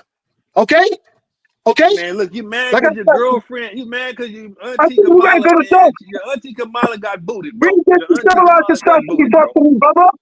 This is the highest level of hip hop right here, bro. The highest level right here. Babbling about hip hop, bro. Okay. Yeah. I'm not Tariq, bro. We got a West Coast legend right now on the podcast. Show him some respect. We got a West Coast legend like Kim. Show Kim some respect. Show Kim some respect, sir. Look. There you go right here. What you talking about? You guys always trying to throw dirt on us. We tired of it. We tired of it, yo. Y'all gonna be respectful. All right, salute, man. Salute. How can we follow y'all? How can I follow you, EP? How can the people follow you? www.blackprezidon.com. Black Prison? Black President. Oh, President. Oh, guys. Oh, it's on your shirt. My bad. So everybody that want to follow EP, y'all can follow him at www.blackpresident.com and FBA Dynasty. How can we follow you? Hey, you can email me, bro. I'm talking about the people. Lamont. Oh, the people. Yeah. All I got is the people just they can email me, bro.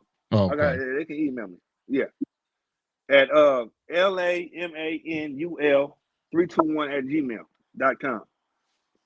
Man, got it, man. I respect both of y'all. At the end of the day, man, we brothers, and it's all love and respect. We can disagree and we can agree to disagree, but when it go down, you know what I'm saying, we all we got and we all we need. So can y'all at least salute each other? Yeah, was, as long as he be respectful to Yeah, no, our we fight, not. man. Yeah, just give a Yeah, verbal salute. Just say salute. We yeah, know y'all don't agree, but just salute, man, and just put some respect on the FBA coaching name, bro. But, all right, for sure. Peace and I got, I got you. peace to both of the brothers. Man, okay, that was the exercise in studying our mental condition. Thank y'all for being patient with us, and thank y'all brothers for demonstrating what we out here dealing with. Anybody else that would like to get on and kind of give a brief diagnosis or take on what you heard, I'm here for it. You know what I'm saying? But this is what we deal with every day in these here streets with our people. It was it was a lot of topics that got covered. I'm not sure why, but they got covered. A whole lot of ideas. Yeah, whacked out murals. You know what I'm saying? Kendrick being the boss of things, and Trump, and it invokes a whole lot of feelings and emotions, man. So a lot of passionate positions. We can come bring it back down to this dimension now. Foxy Naj, hey man, yeah, we wounded souls, man. If we can harness that aggression and that, you know what I'm saying, that energy, and direct it like lasers toward the actual enemy, we might be free overnight. We might actually be free overnight.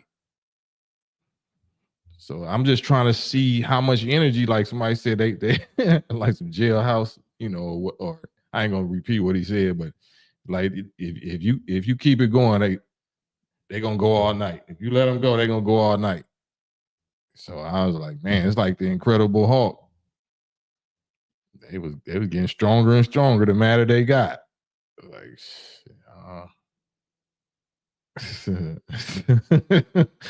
I'm trying not to be disrespectful, boy, but I needed that. I needed them laughs, man.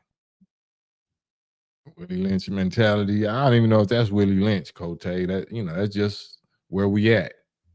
We know it's wartime. We know we should be passionate. We know our nature tell us that we supposed to be fighting and battling somebody.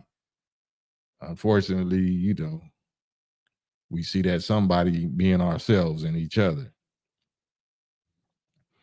Yeah, back to life. D from NYC, those Caribbeans in Flatbush, Brooklyn are, I don't know nothing about that. Yeah, I'm not even gonna keep entertaining that part. The whole Facebook, I mean not Facebook, what you call that, FBA tether business, it is whatever it is. You know what I'm saying? Once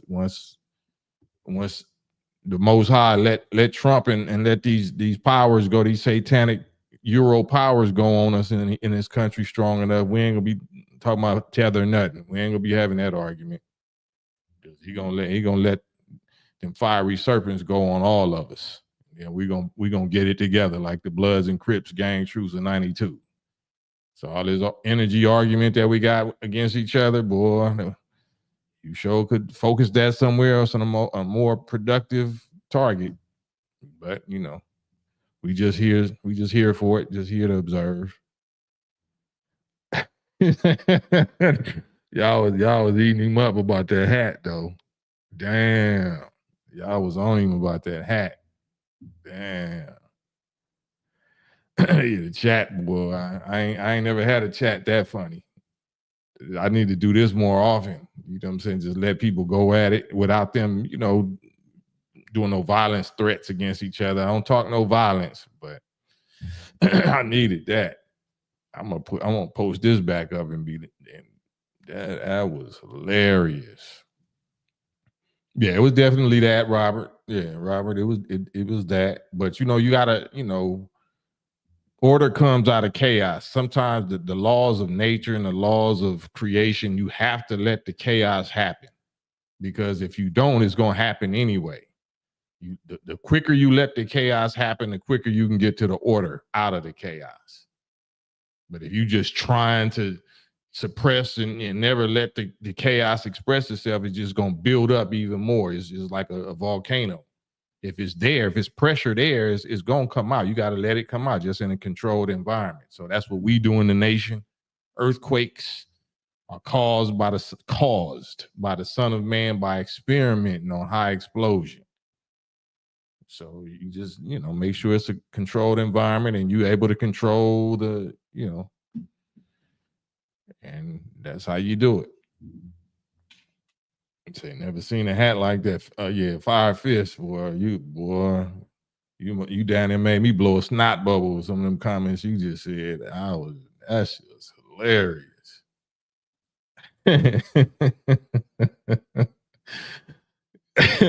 Say the hat was making him crazy, huh? Damn. That's our people, man. We gotta love them. We gotta learn to love them, man. You gotta see past that because we all are victims of trauma. We all been traumatized. All of us, each and every one of us, got some kind of PTSD, some type of childhood trauma or adulthood trauma or mental illness, some deficiency of certain vitamins and minerals that got us off off our rocker a little bit. So I just try to, embrace it, listen to it, see where it's like double dutch. You're trying to find out where you can get in and possibly appeal to the sane part. You know what I'm saying? And put them back, bring them back. That's us, man. This is exercise that each one of us got somebody or family members or somebody that we love that get down like this. So you may as well practice. You may as well get some practice in together. Like, oh man, that's just like my nephew or my cousin or my uncle or my baby daddy or my such and such. Yeah, this is how you handle them. Allow them to vent, allow them to express themselves, and then see what they really talking about. Okay, this is really sitting on some unresolved issue that's this or that. Man, but it was funny, man. And they ain't have to get violent. So we used to be so dark and brutal and ignorant back in the day that we'll let smokers or we'll let people that's out that's homeless, whatever, fight. They had on World Star like smokehead fights, crackhead fights. They actually getting violent with each other, and that's not what we're trying to do. I'm really trying to listen for, some knowledge or some understanding or some consciousness where I can, relate to either one of them. And sometimes the best way to do that is let them, let people talk. A lot of times they just want to be heard. Most of us feel like our voices is suppressed anyway. So I don't want to add to that. Let me let you talk. You know what I'm saying? It ain't gonna hurt me. You might wind up dropping some bars or some jewels or whatever that we need to hear. Because the Most High God speak through everybody. Devils, 5150s, children. You know what I'm saying? So I'll be listening for the Lord and shit. I see 109. What are your thoughts on Professor John Henry Clark? If and respectfully, if EP was more proven, what I'm saying, if he had something to actually show for his claimed scholarship, then I would ask you more about John Henry Clarke, because John Henry Clarke has some, some negative things to say about the nation and Minister Farrakhan and stuff like that. But anybody, that's why I'm asking, what is the works? Is your works a book? Anybody can write a book, but the works is supposed to be what that book is a sign of. Like, what did you accomplish regarding uniting people, healing people, helping people? If you just, writing books, books don't necessarily help people if they're not carried into practice, if it's not proven. Like, so many people like, I gotta how to be a millionaire. And are you a millionaire? No. Have you ever been a millionaire? No. Then why are you writing a book about a millionaire? Because this is how I'm gonna become a millionaire, by finessing and lying and acting like I'm something that I'm not. I'm gonna sell 1 million of these books, and then I'll be able to tell you how to be a millionaire. But yeah, John Henry Clarke, what did he build? You know what I'm saying? Who's a greater scholar than the Honorable Elijah Muhammad? Because you can tell a tree by the fruit that it bears. You can tell a man or the quality of a man or a woman by their works, by their accomplishments. Your works ain't writing books. Your works is to try to get the people to not only read the book, but apply the book, unite and agree on what the books say, and actually become a united nation, a nation based on what's in the book. So has anybody else did that superior to Elijah Muhammad?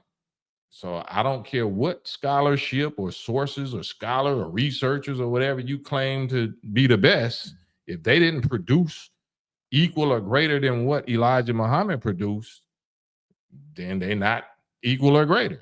They're not equal or greater. That's just what it is. We can scream and yell and feel whatever we feel, but that's what it comes down to. Okay, they ain't on yet. I'm still studying. Right. Kingdom United was interesting. Mental spar once. You said speak. I heard ding, ding, ding. Yeah, you already seen what it was. And, talking is cool. Talking is cool, but talking has to be, they got all of that from, like back in the days, whether it was Marcus Garvey, it was, Noble Drew Ali, or the Moorish Science Temple, the Nation of Islam. Everybody in New York used to be out on their soapboxes. That's why this is called digital soapbox. You was out with the people speaking, your theology or your belief system or whatever it is that you was promoting, and you was trying to get the majority of people. Each one was trying to get more people to come listen to their way and try their way and all of that. But it's still gonna come down to who was the successful one, who was the most successful in all of it, and who still is the most successful in all of it. So, that's how you prove scholarship. Scholarship is proven.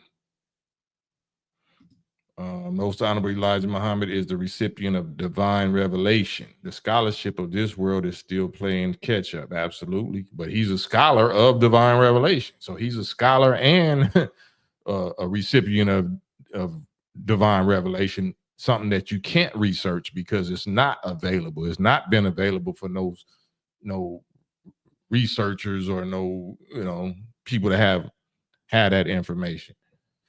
So not only is he a prophet, meaning carrying direct word directly from the mouth of God, but he's able to research and study it and practice it and experiment with it and actually apply it, while everybody else is still stuck on research and hearsay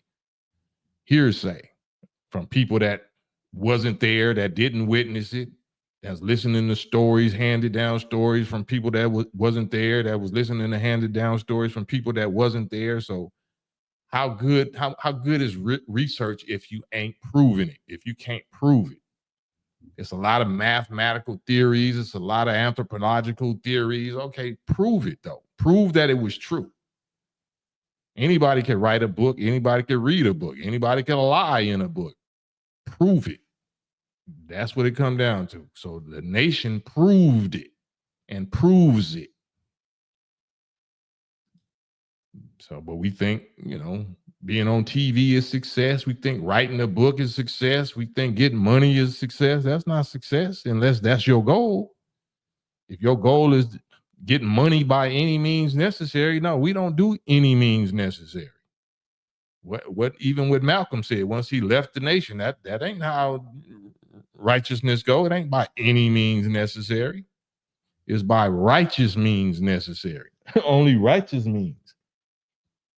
True and real means, not any means. And you don't see us in no curtains with no choppers or nothing. It ain't no any means. So, as quickly as you can tell me that your man is the best, you should be able to prove it just as quickly, like Rube say, in no limit of time. If you can quickly say that such and such is the best, okay, prove it right now. Just as quick as you claim that your man was the best or your organization is the best, you can prove it just as quick. But they never can and they never do. So that means your man is not the best. Your organization or whatever, your word is not the best because you can't prove what you claim.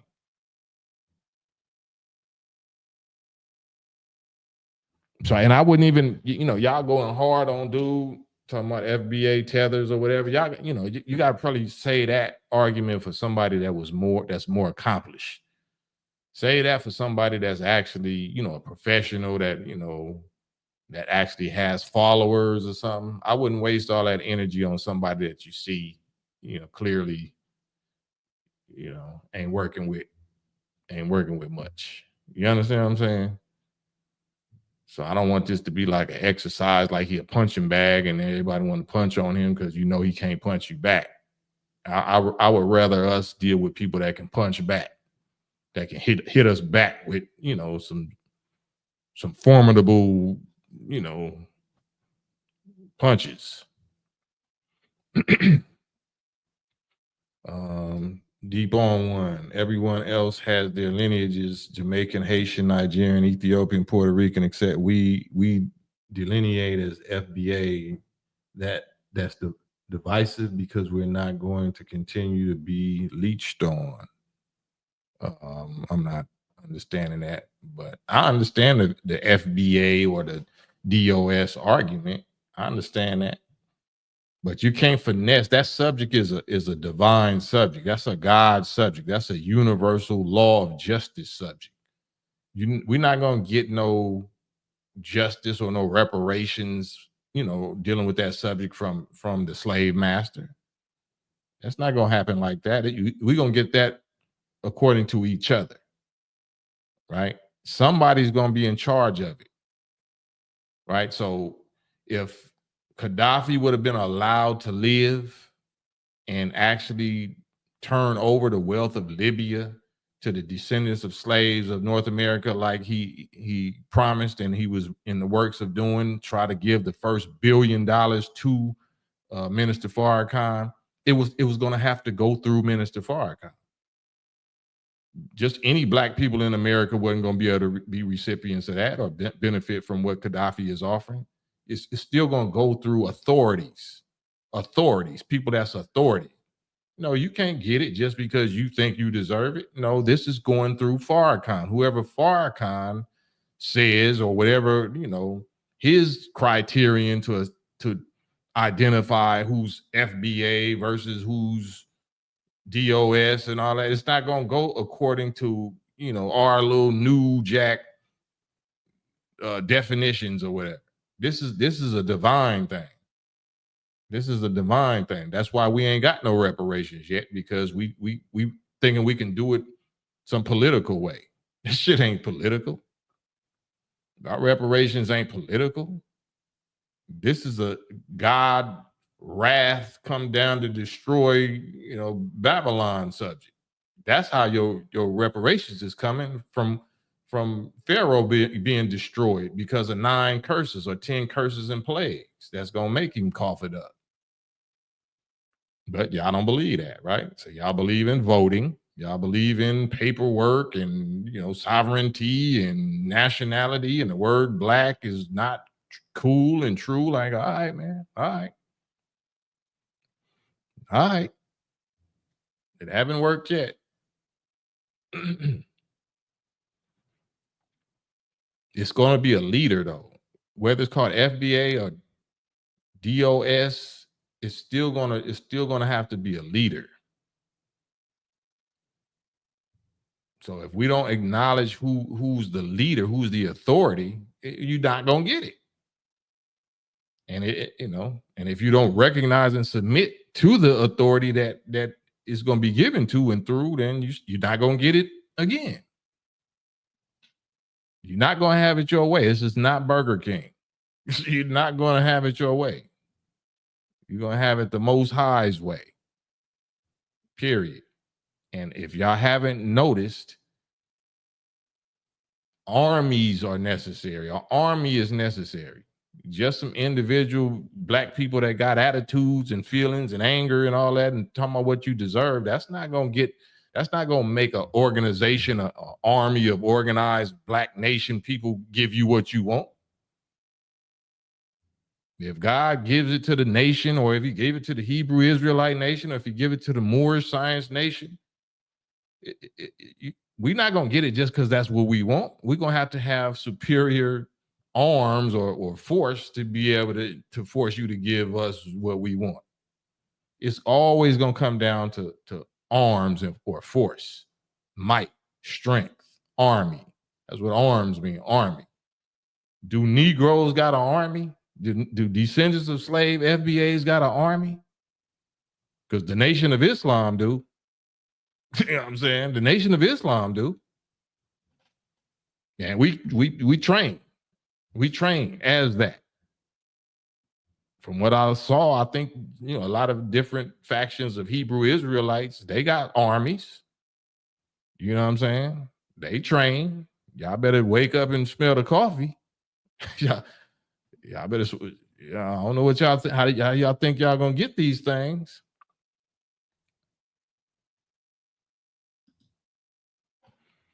America is unraveling. What do we have in place, or what are we putting in place to sustain, defend, and provide for our own?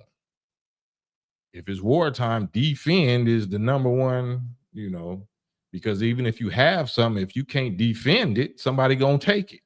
You can have all the food and survival supplies stocked up and stored up, but you ain't got no unity, you ain't got no army.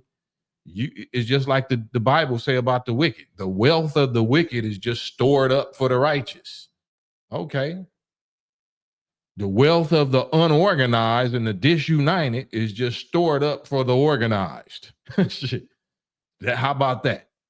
The wealth of the unorganized, the wealth of the disunited is stored up for the united, for the organized. It's going to get together and take your shit.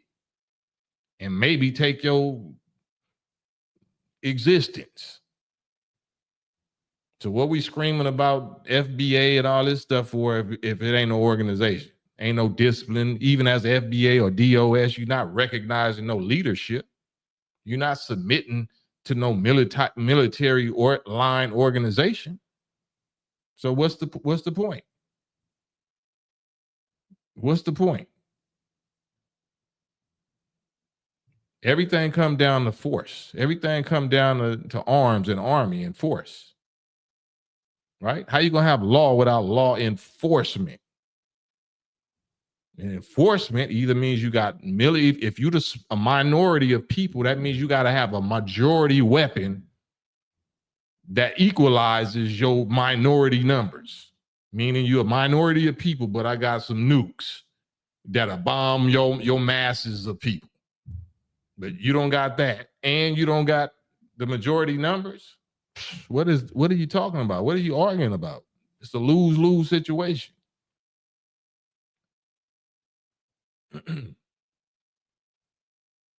Yeah. It's just something that we're supposed to study and learn not to do, and hurry up and grow up and get out of and get over that. We are going to have to unite under authority, under structure. some structure and authority. If you think you're gonna survive, let alone win in a war, as just some mercenary, some just lone wolf, some lone ranger, outcast and shit, man, you may as well hurry up and stick yourself, pretty Tony. Stick yourself. You just prolonging the inevitable. Mm-hmm. So if we not, that's why we always taught our unity. Unity is the weapon. Our unity is stronger than any nuclear bomb or atom bomb. Unity. But we're not interested in that because we want to be the boss. We want to be the leader. We want to be the head. Instead of acknowledging and respecting and submitting to somebody that we already seen paved the way, that already is the leader. That he's the leader of your consciousness and my consciousness. But you equal with him. He ain't doing nothing in Chicago. He ain't doing what happened with the money of the Million Man March. It's all kind of goofy, weird stuff. Oh, okay. Yeah, you ain't no soldier. You ain't gonna make it. So that's why we don't waste our energy, really focusing and keying in on that. We out here fishing for people of like minds, people that's ready. They ready to unite. They recognize that they ain't getting nowhere as an individual. They only gonna make it through this united with people of like minds.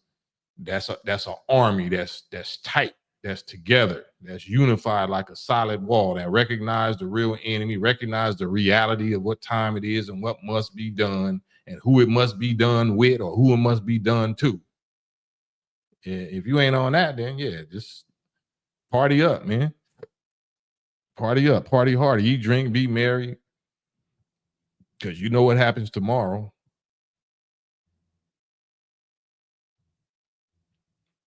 So hopefully, we're getting something out of this. I didn't mean to go this long, but you know how we do it. FBA is a lineage, not a group or organization. I know y'all talking about. Grew up talking to each other. All of it is still supposed to be rooted in understanding what we're owed. So just the whole concept, if you're talking about FBA, the difference between FBA, I guess, ain't FBA those that claim to be Moors that was already here that never was kidnapped from Africa? Is that what FBA mean? Foundational Black Americans, meaning the people that was already here, the ones that wasn't brought from overseas. Did they still get enslaved? Can anybody get on here and give me that clarification? If you're FBA or DOS or whatever, then give me the actual specific clarification of what FBA is. Is that supposed to be the people that wasn't brought over here from Africa? Because I got some questions about that. Here's the link. Can y'all hop on here with me? Somebody hop on here with me, because I don't want to type that. I want to actually, it could be audio. You only got to show your face. Right. Black people in North America are outnumbered by Trump supporters. Absolutely. It's only 50 million of us. It's 70 something million, probably 80, maybe 90, silent Trump supporters, white people alone. FBA, there you go. You there, FBA? Hey, Cam, you hear me? Yeah, I hear you now. Hey, yeah, no. FBA is Aboriginal blacks mixed in with the ones that came on the ship, and we all mixed in with the with the Black Indians, the Seminoles and the Aborigines. What does foundation mean? Foundational what? Like they founded freedmen. America? No, the ones that what is the word the foundational stand for? The foundational mean the ones that built this country, your ancestors and my ancestors. Well, that's what I just said. Listen to me. Slow down. Listen to me. So you saying foundational means the founders of this present system that we call America? No, foundational means the free our ancestors that's in America, right? Right. Those are the ones that helped built this country. Basically, built this country. The freedmen, the ones that wasn't fought for free built this country. The slaves Look, built this country. Right. That's what I'm saying. No, that's you saying something saying? else. See, listen. Slow down. So found that, you know what the word found, if you found something, founder of this, you know what the word to founder mean, right? Yeah, the foundational means. Yes. Who the founded ancestor? I'm explaining it to you. The Aboriginal Black Indians mixed in with the ones that came over on that's not what I'm saying. I'm saying what is the word foundation stand for?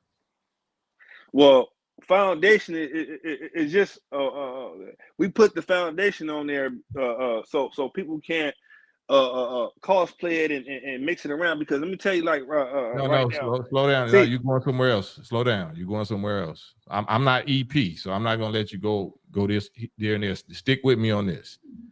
The word foundational Black America, the first word foundational. Foundation.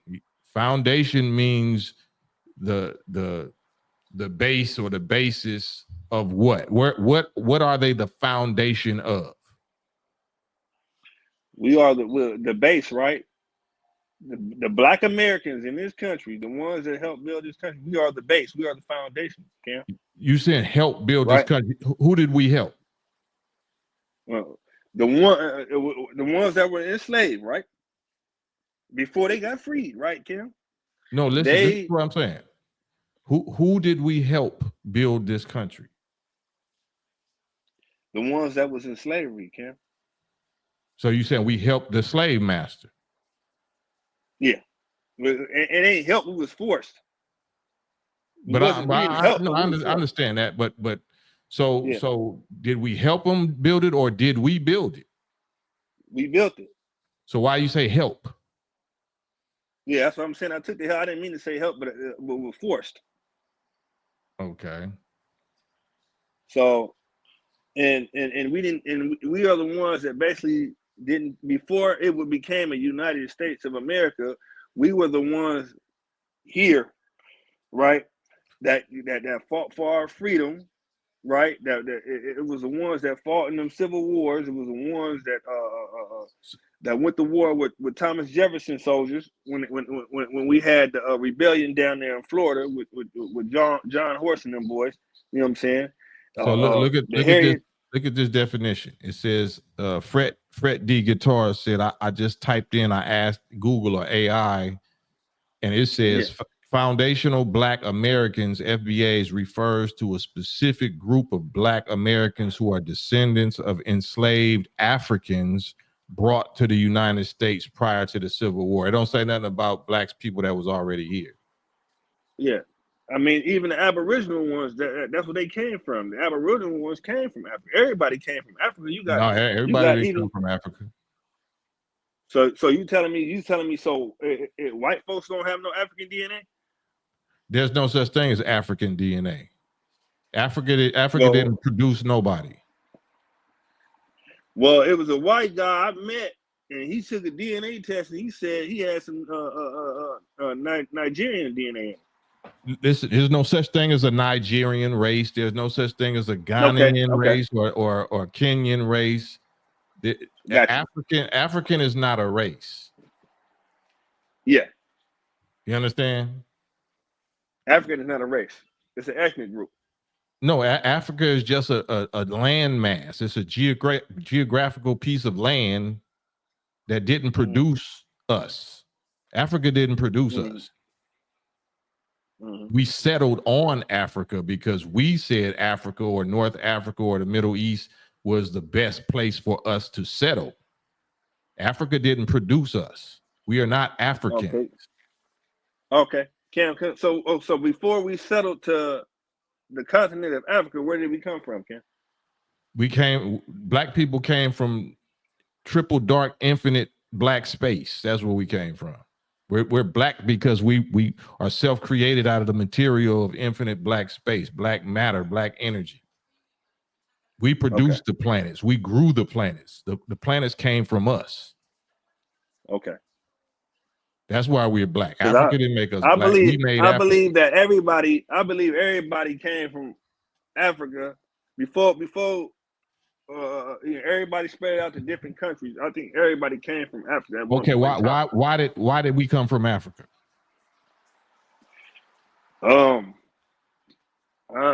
That right there, I gotta still do some research on that. But why would you believe that if you don't know? If you don't know where, why would you believe we came from Africa? This is what I know so far. Look, this is what I know so far. I know that you had explorers before the Columbus thing and all that. You had black people that were on the continent of Africa exploring all different parts. You had black people on every continent, brother. We wasn't just on in Africa. Black people was on every continent. Why would you just single out Africa? Well, I wouldn't just single out Africa. Like you said, it was African. It was Moors that was up there, and it wasn't Moors. It wasn't Moors. Moors is short for Morocco, Maroons.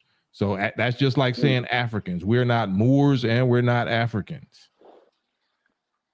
We're not. So you saying I'm gonna ask you. Morocco was a landmass, just like Africa. Yeah, but all those different type of countries in the continent, they have been remixed and moved around so many times, Cam. So I understand that we didn't we're not from a Pacific landmass or a Pacific country, because we were in every different country. We were even in England. We were even in Iceland. So what was we called then?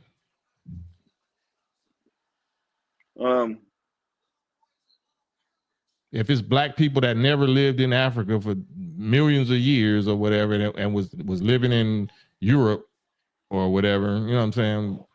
We're not. They were African. All across. They were in every country across the world. Cam, is what I believe. Yeah, because I believe way before, because you had even some of the white explorers, they had to use some of the blacks to navigate and speak different languages to different other groups of people. Right. So we saying all this to say who is the original people of this planet, period.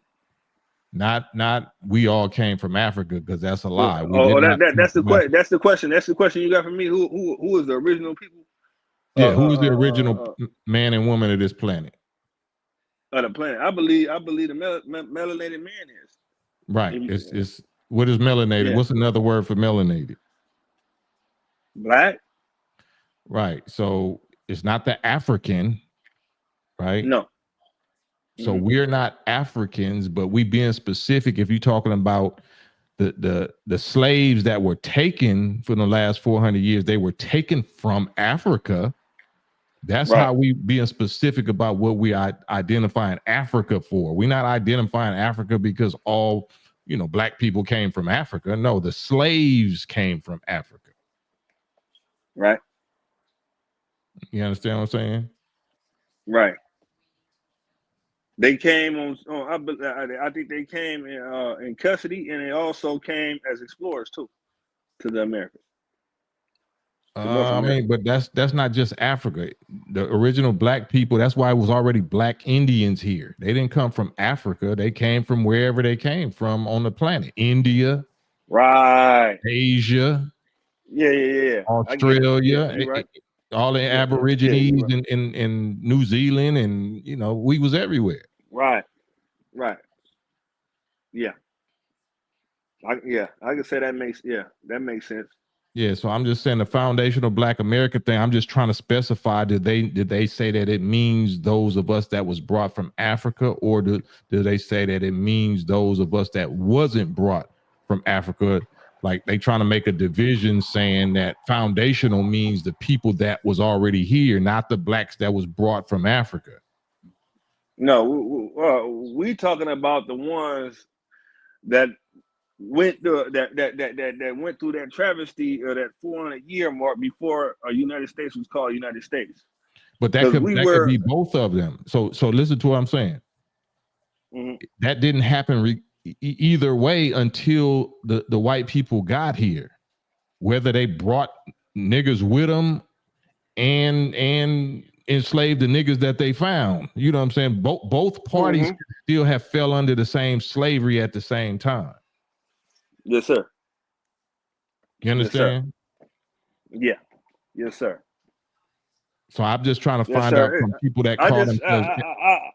Go ahead. I just don't understand the part with the Red Indians is that, you know, I believe those Aboriginals and those Red Indians used to have little tribal little feuds and stuff like that, and the white folks, the white explorers came and didn't want to have to deal with the Aboriginals and the Red Indians, so they could have deal with them, saying, "Look, man, you know, we're gonna settle with you with this, and we're gonna settle with you with that, and all this, and this right here is over here. This is ours."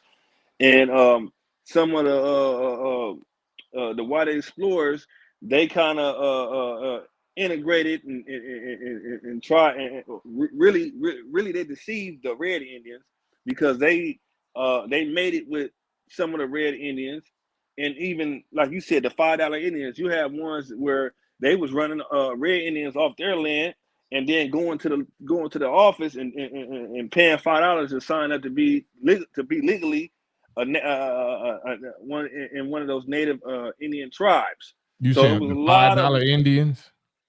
Yeah, what they was doing is paying. Yeah, anybody that's called the $5 Indians was already conquered by the white conquistadors. Their blood was already diluted and mixed. We talking about the people that was already full-blooded black. The original so-called Red Indians are black. Those are black people just from a different tribe. They're not from the African tribe of black people. They're from the straight hair tribe of black people that's from India. The people in India are black people. They just not from the kinky hair tribe of Shabazz that's found in Africa. Oh, so you believe that the people in India are black people? You got eyes, don't you? Yeah. Okay. Well, I mean, you can say that. Yeah, I seen the indigenous original Indian people from India. Yeah, well, I seen the you know, you ain't talking about the ones that I seen in 7-Eleven. You ain't talking about those type of Indians. Yeah, I am talking about them. They watered down though, just like we. The people in 7-Eleven skin is darker than mine. Yeah, I'm a light-skinned black person, right? Right. So they got light-skinned Indian. They got light-skinned people from India, right? Right. It's the same thing. They blood been black, diluted and mixed. You know what I said, though, Ken? They don't identify as black. I don't care what they identify as. If I'm the maker of them, if I know who they are, I don't care. They worship cabbages and shit. They, you know, some of them is Hindus and they worship all kind of stuff. That don't mean I don't know what they really are. Gotcha. We talking about facts, provable genetics. I don't care what they call themselves. I'm talking about I know what they are. Right. We call ourselves niggas and Belizeans, and I ain't black. I ain't, you know, well, you black. I don't care what you call yourself. Yeah. Right. So even if they tell you, oh, Kim, I ain't black, they still black in your eyes, right? Even if they tell you, it's not in my eyes. It's in provable science, genetics. That's what I'm saying. We it's ain't about what we feel or what we believe. Is about I know that there's no such thing as a Belizean race. There's not such thing as a Nigerian race. Those ain't races. Those are the same black people just settled on different parts of the world. It's the same people. Those ain't different races. Right. So anytime you hear this 20 not 23andMe, but what you call this ancestry.com and all that, that's all bullshit. Yeah, you can have different traits, but them is the same people. That's all black people. Right. They all black people. It don't matter what they tell us, but they all black people. Right. And that's how they got us killing each other. You got black people that's brothers and sisters that's sliding on each other because you saying, nigga, you a blood and I'm a Crip. Yeah. No, you the same people, right. but you treating each other like y'all arch enemy aliens, like y'all something different. Right. You correct on that. Absolutely. So the same people did that to every black people on the planet. They divided them and made them think they was all different. That's the Willie Lynch philosophy. Make them all think that they different. Divide and conquer. Yeah. I get where you're coming from, Cam. What you saying is, see, I'm on what you talking about. What you saying is that, you know, we at the end of the day, when you cut the cake, no matter how you cut the cake, we all black. I get that, but where we stand is as far as FBA is that, you know, in America, man, we just gonna stand on blackness, man. We gonna stand on. I'm with you. Being black. I'm with that. I'm with FBA. I'm with DOS. Okay, yeah. But I see that they are suffering from that same Willie Lynch division because the real chosen people, the real diamonds among black people, are the descendants of slaves. But they getting into a whole political argument about who deserve reparations and who don't deserve reparations and all of that. And it ain't about no money or no check coming from no white people. That's not the real reparation. I already know where you stand on that, Cam. You don't give a damn about that. I got you, and I respect that, right? I respect what the nation's belief. But what I'm saying is that we get tired of too many. Even I experience this in real life. Like I say, I go to the gas station, right? Mm-hmm. And I acknowledge an African brother or I acknowledge a Caribbean brother as black, man. Right. I'm in America, you know what I'm saying? I identify them as black, man. I'm looking at them as a brother, but you probably a brother from you know, from the motherland or the Caribbean, but we all brothers in America, right? Right. They the vitriol and the disrespect as I get to them is like, you know, they have been doing this a long time, and we had just been brushing it off our shoulders. We ain't really been tripping like, oh man, you know, whatever. But then as I got older in the years, as I got older and I developed into a man, I'm like, man, they still got this stuff. I'm saying, why they got so much spite, disrespect towards us? Then I'm hearing about, oh man, we lazy. Some older, but now this is where the division come on. They claim that we got the division and all that. Now we lazy. I'm hearing, and all the talking points that they got is the same stuff that the suppressors be saying. The lies that they be telling us. We lazy. That's the curriculum that they spread throughout the world. That's why they Christians. They believe in white Jesus in Africa. So by the time they come over here, they fully indoctrinated with the bullshit. Against us. Okay. That's why they do that. They fully indoctrinated. All y'all do is man, all y'all do is gang bang and y'all create crime and all y'all thieves, and I'm like what? But they believe in a white Jesus.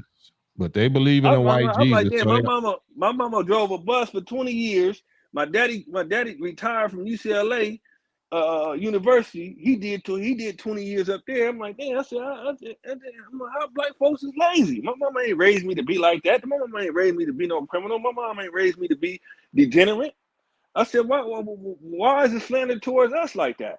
You know, and then as I got older, deep on one, hop on here. I want to understand what you mean by that. You saying ADOS or whatever is a group, and FBA is a lineage. Yeah, he's right about that. What does that mean? Because I forgot that girl name was Scrappy or whatever it is. Scrappy. She's an LGBTQ identifier, and what she's doing is, you know, she got into it with the homie Tariq. You know what I'm saying? I guess she was he gave her some knowledge about it. First she was FBA, then she switched and she wanted her own thing. You know what I'm saying? I mean, bro, explain. I'm not interested in the backstories and emotions and shit. Like, explain the definition of what we're talking about. As far as the ADOS? ADOS is, he's saying ADOS is a group. It's a group, bro. And FBA is a lineage. What is ADOS? ADOS supposed to be descendants of slaves, right? Yeah. She the one said that she's the founder of it. So that made sure come she on, put herself as a listen leader. to me. Listen to me. I don't give a. I'm not talking about what she the founder of. I'm talking about what the words mean. Listen. So ADOS means, I guess, American or African descendants of slaves, right? Yes. You're not talking. That's just like saying Black Lives Matter is created by some rainbow female. I'm talking about what Black Lives Matter really mean. If me or you say it, what do the words Black Lives Matter mean? If I'm saying what do ADOS mean or DOS, it means descendants of slaves, not the female. I don't give a damn what she talking about. What do it really mean? Yeah. You hear me? Hello? So, yeah, I mean, that's what it means. American descendants. So that's exactly the same thing as foundational Black American, right? So totally different, man. She had. I mean, how's that? I'm not talking about she, bro. You ain't even heard nothing I said, man. I ain't gonna. I can't go back and forth with you on this. Like, you keep on pinning it on some female like she got the power to redefine words and shit. She don't got the power to make something mean what she wanted to mean. I'm saying, what do the words actually mean? What you just said, American descendants of slaves. So F her. We're not talking about her. We talking about what those words mean. So based on what those words mean to you, ain't that the same thing as foundational Black American? Well, not really, because anybody can look. The reason why I say not really, listen to me, Cam, is because anybody can come from any country and say they was they're in America. That's false. Now, Anybody can do the same thing with FBA. No, they can't. Whatever you saying that they can do with DOS, because that's descendant of slaves, right? American descendant of slaves. So we know we talking about Black people that's supposed to be descendants of slaves in America. And you saying foundational Black Americans means it's Black people that's supposed to be in slavery. That was the foundation of building America. That's exactly the damn same people, right? I mean, yeah. If you put it like how you said it, right? It sounds the that's same. How the that's what I know. The words Listen mean. to me, Cam. It ain't how I'm putting listen to me. Listen, Cam, because the words mean something on paper. On paperwork, I'm telling you what they mean. Documents. On legal documents, words mean something. Now, anybody can be a melanated person or a Black person. A dude from Morocco can come to America and get his visa and come over here and say, yeah, man, I'm an American descendant of slaves. He can't do that with FBA because he's not foundational. Man, you just said the same thing over and over. That, like, I'm trying to get... All right, Tim. Yeah, I get what you're saying, though. That you know, it's hard. What is the definition of foundational if you're not if you're a descendant of slaves? What's the difference of being a descendant of slaves and a foundational Black American? What's the difference? A freeman. You are a descendant of a freeman. So you saying one of the ones happened after slavery? No, what I'm saying is that anybody, one of them is a group of people that was after slavery, and one of them was the people that started slavery. That was enslaved. No. What I'm saying is that the ADOS, right? That you can come from any country and be a Black individual or a Black looking individual, come from any country in the world and get your visa and come to America. And tell and let the government know on the paperwork that I'm a American descendant of slaves. You can't do that with FBA. You can't do that with either one. You can do that with ADOS. Yes, you can. What can you do with ADOS? Because it was one guy I talked to, and he came. He got his visa, and he said, I'm ADOS too. I'm American descendant of slaves. I was enslaved. I was enslaved in my country. My ancestors was enslaved in my country, and now I'm in America now, right? And America is going to identify me as an African American or a Caribbean American, and I can let the U.S. government know that I'm an ADOS. And this is all according to who? You saying I just one guy I know. So this is all according to this Yvette lady? No, that's not according to her. This is what a Black an immigrant individual actually told me out of his mouth. No, we're not. You telling me that a black immigrant got recognized by the United States government and got granted a visa because he said he was ADOS? That's what you're saying? He told me no. He got granted a school visa, right? But he told me that he can apply to the Who granted U.S. him a school visa? Who granted him a school visa? The U.S. Because he said he was ADOS. I mean, I ain't gonna say our government because I know you don't believe in the U.S. government. You don't give a damn about none of that. But I'm just saying, the that's government. not. I just know you capping. I just know you capping because the United States government ain't even recognizing no ADOS or no FBA.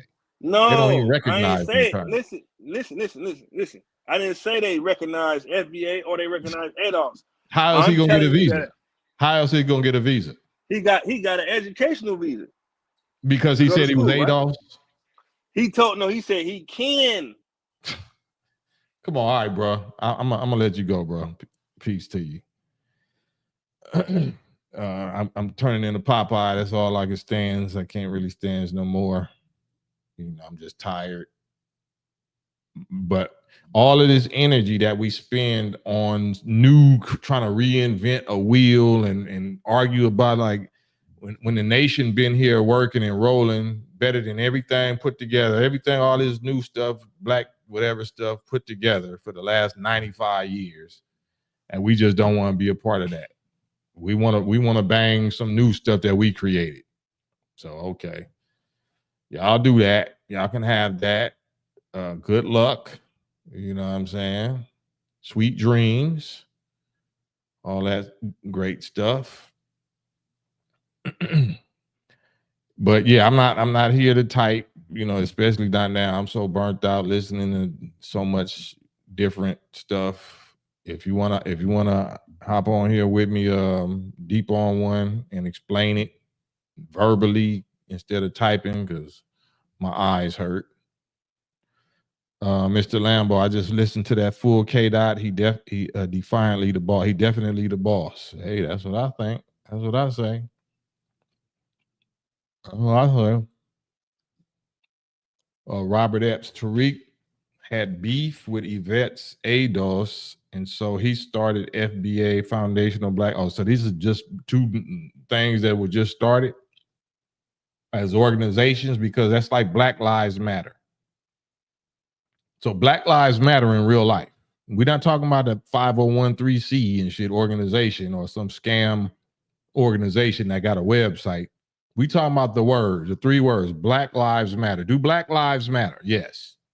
Now, if some scam artist turns that into a LLC or whatever and says, okay, this means this, and Black Lives Matter means that, we destroying the nuclear natural black man family, and you blah blah. You could be rainbow, and you can be. That's all BS. Why are you even entertaining that? Why would you even call yourself anything that some nigga just made up? Why would you even attach yourself to anything that ain't successful, haven't proven itself, and somebody just made up last year or a couple of years ago? But you rather identify as that. You rather call yourself that than call yourself what the successful nation of your own people, descendants of slaves, Nation of Islam, has already succeeded at for the last 90-something years. That's incredible to me. That's absolutely incredible to me.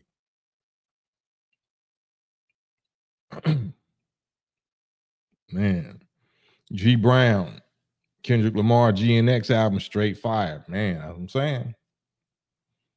That's what I'm saying. Salute K Dot. Salute Kendrick. He did his thing. That ain't everybody's cup of tea. That ain't everybody's style, but he is the boss of rap, in my view. It's certainly the boss of the West Coast rap. West Coast section, the West Coast region, absolutely the boss. But according to my commander-in-chief, my general, my messiah, he said back in 2016, he's the boss of all of it, all of this rap business. So take it up with him. Take it up with the judge. You know what I mean? NOI has a 94-year track record of successful nation building, and ninjas would rather continue pretending that the NOI don't even exist. Hey, man, it is what it is. Yeah, that's why we on here getting the blood off our hands, making clear arguments right down to the modern times, showing and proving November 22nd, November 23rd, 2024, that it's here. So you can't say that you didn't know. Kyle, if this looks like black people beefing with other black people based on nationality. Yep, we just looking for another Willie Lynch reason to be divided, to fight each other.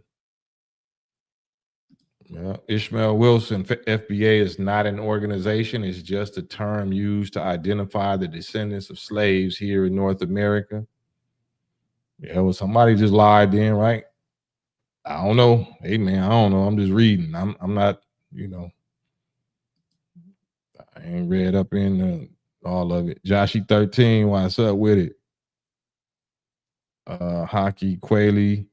It's not even over nationality. It's two black groups suffering from neo-colonial syndrome. Man, that sounds about right. That sounds pretty accurate right there, Hockey. Yeah, because it's sad to me. You know what I'm saying? Demonstrate. Show me a demonstration. Demonstrate actual national unity. Have an organization. At least these black churches is an organization, even if they 501c and they scam and they getting, at least they organize. They getting together and claiming, some kind of organization. But we just get together and try to reinvent everything we can, reinvent every wheel, and ain't been rolling on none of it. Ain't got none of it rolling. But I guess we want to do it our own way. Frank Sinatra. We want to do it our way. But then we claim we respecting the ancestors. And we claim we pray to the ancestors, we honor the ancestors, we respect the ancestors. Well, the ancestors already laid the foundation. Why you ain't building on it? Why are you trying to create something new? And then claiming the ancestors at the same time. That's cap.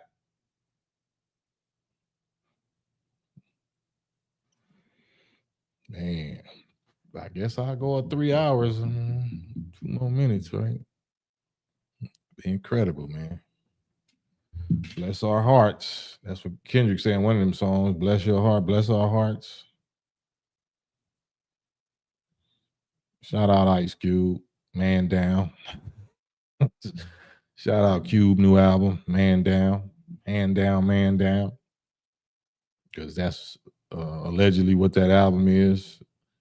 Next to Kendrick album, Man Down.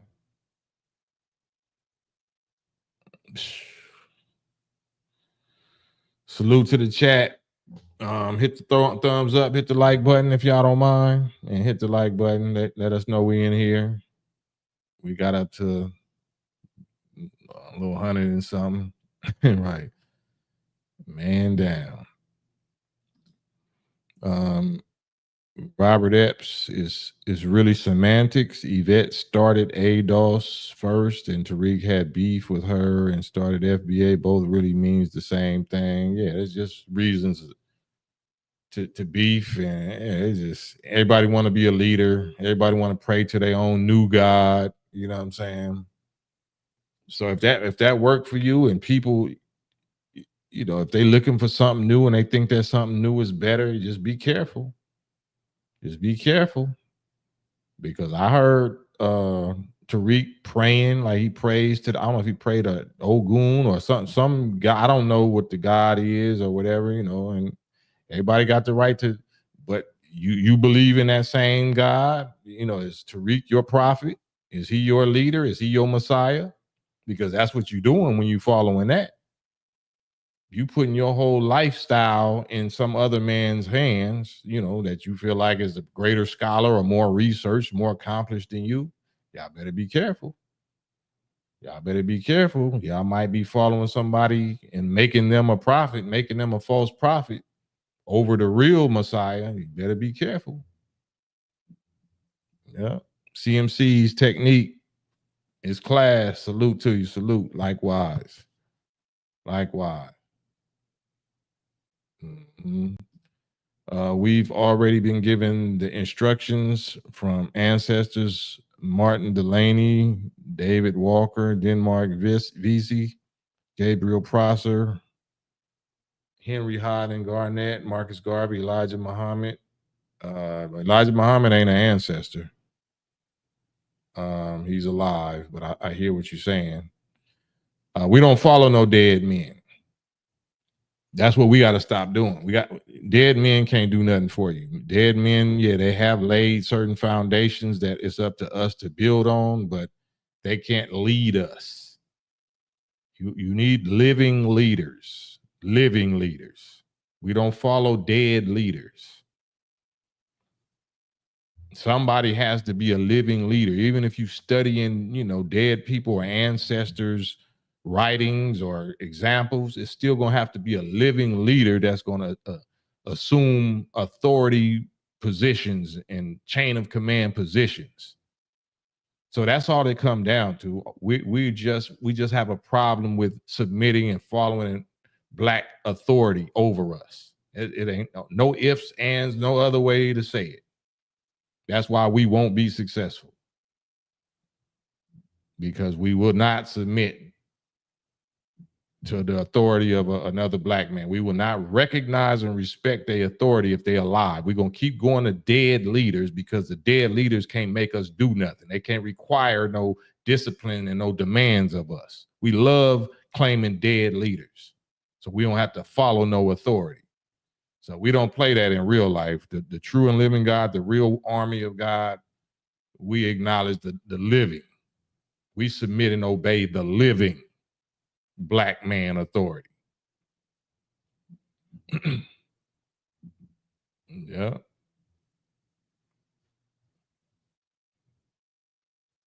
Living. There's no power in dead gods. The Honorable Elijah Muhammad is physically alive and well and in power. So that's an article of faith.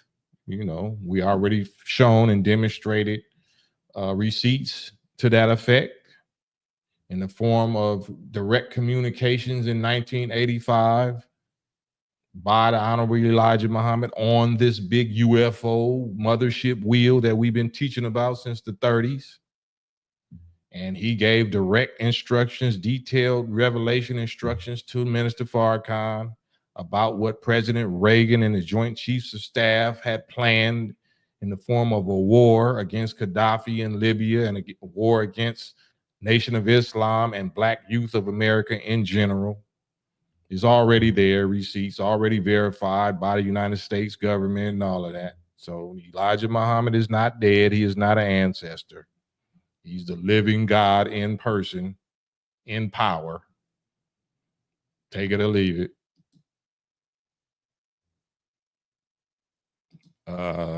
Laminul, what's wrong with having our own ethnic and Black American culture to gatekeep? I don't understand what you mean by that. What is gatekeep? Culture? What is a Black American culture? What is the value of a Black American culture? Slavery? What is Black American culture other than slavery? Because if it ain't the divine choice of God to be his chosen people that went through slavery, if you're not identifying your culture, which means to cultivate, which means to improve mentally and spiritually and physically, so Black American experience didn't cultivate us. That's not a culture. Why would you want to hold on to that? We hold on to, that as what scarred us and identified us as the despised and the rejected that nobody else wanted but God. That's the culture. You're not holding on to. It's like wearing a cross. Why would you wear a symbol of torture and and murder and shit. Like, that's not no culture. That's not nothing to be proud of. Unless you proud of the fact that God saved you from it. We don't got no culture. No Black American culture. Salute, Handsome B. Salute.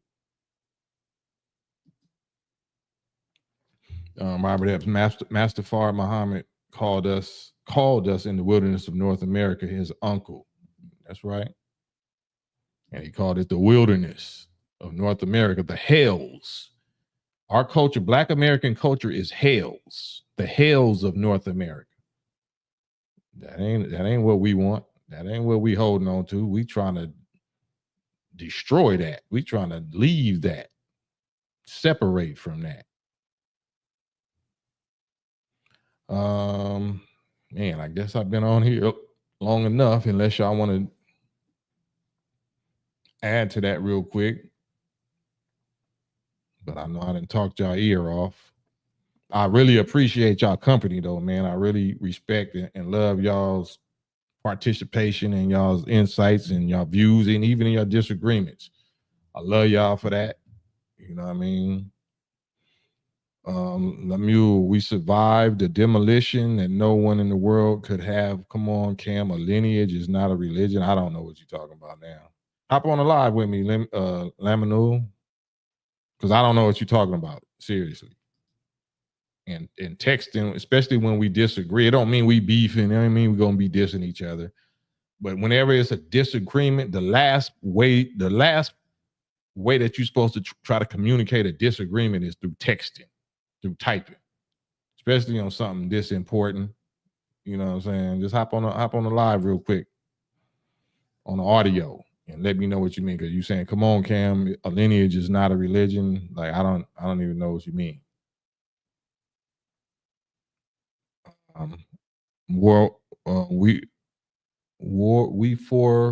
are one. We are one. Salute. DN5, you ain't no slave, brother. Slavery happened 100+ years ago. Stop it with the victim-ish. You're definitely invited to get on the live, DN5 living, and there's no need to cuss. Are you black? Are you offended that I'm bringing up slavery, just like the Jews bring up the Holocaust? Why would you cuss at me because I brought that up? And slavery wasn't 100 years ago. Slavery is right now. Let's talk about it. DN5 living. CMCs, thank you, CMCs. CMC say, peace to you, brother. I grew up on your music along with Ice Cube and many others. I'm grateful to know you have a channel. Looking forward to enjoying your platform. Man, grateful to see that people like you are here and adding mentally, you know what I'm saying, and projecting your positive thoughts and support. And of course, your physical support, man. Super thanks for the super chat. My pleasure, my honor, man. And, you know, the cyber meet you. But yeah, definitely, man, let's stay locked in and share ideas and share, you know, experiences and find solutions to the problems that we got. Thank you again, CMC Techniques class. Much appreciated, bro. Man, it's not letting me. You're welcome to get on here, though. DN5, what happened to our distant grandparents?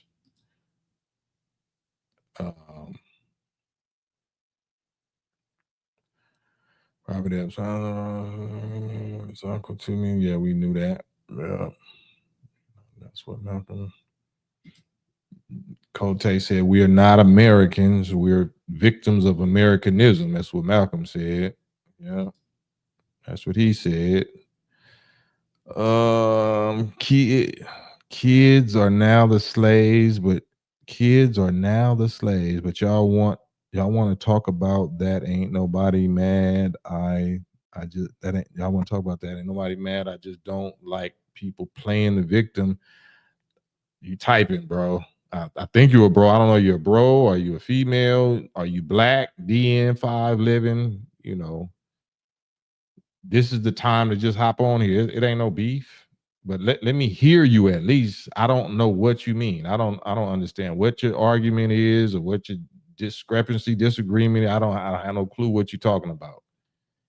So just one adult to another, especially if you're a man, men don't type and text to each other if it's a misunderstanding or a disagreement. Just hop on here with me. I'm live for this reason. That's why I'm putting the link in the chat. The most FBA respect and honor the nation. The most FBA, it's a part of Black American culture, I believe. Yeah, I don't know, man. Like I said, I don't know what y'all saying if y'all don't get on here with me and have a real human being conversation with me. I don't know how, these texting, typing, like, man, I don't know, man. That's why I don't even be over here in the comments, which I guess, man.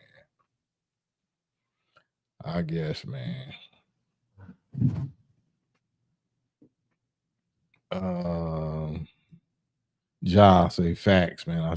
Kyle, if he didn't separate us because we all Black descendants of God, he didn't separate us. Yeah, it's giving me a headache, man. If I can't just have a normal manhood conversation live with somebody, man. This remind me of raps and shit that I threw away. Like, you got a lot of notes and raps and like little phrases that you ain't really put into a rap form yet. That's what these that's what this chat be like. You know what I'm saying? When it's on me. If I have somebody else, that's on the live and letting them talk, and I can just get in the comments and just be laughing in the comments, I can appreciate it like that. But if I'm responsible for trying to keep up with these comments and explain or answer, like, come on, man, hop on the live with me. Hop on the live with me. Oh man, I don't know, because I be trying to solve problems. It feel like it's problems that we could solve if we just talk. You know what I mean? It's problems that we could solve if we just talk, especially if you express that you got a problem. Like if you express that you disagree or you don't agree or you don't understand, or please don't type it. Please don't type it. Just say it. But man, I guess 17 million Blacks and two y'all talking to each other, yeah.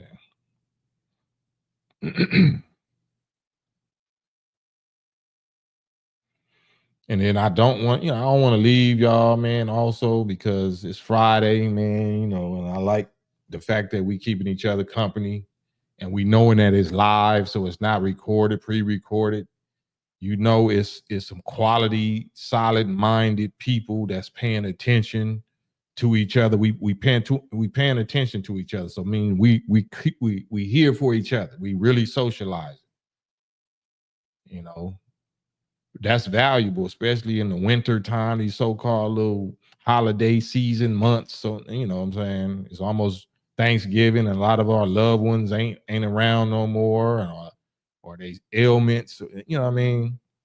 And we need real quality company in these days, especially going into the weekend and all that, man. So I'm trying to be here for that. I don't mind doing 2 and 3 hours if I'm quality company. If this is quality company keeping you company, then I'm with that. Because everybody ain't blessed to have a family, here with them, or any family at all in a lot of cases. So I at least want to be a brother to you, so it's live, even if you falling asleep. It's Friday. Some of us have to fall asleep to the television or listen to some trash or some reality show, drama, mess, horror movie, crime, violence. Like I'd rather you fall asleep to us, because I ain't got that energy on my spirit or my soul. So if you hear my voice and it's putting you to sleep, I'm gonna try to at least send some positive, divine suggestions into your subconscious while you falling asleep, knowing that you got a real brother on your team, on your side. I ain't trying to give you no nightmares, even though some of the stuff I say might be, uncomfortable and might be disturbing or whatever a lot of times to your feelings. But I'm on your side, at least. At least I'm on your side. What'd you say, Sugar? I know when I saw he had that black t-shirt on, it was gonna be something. Yeah.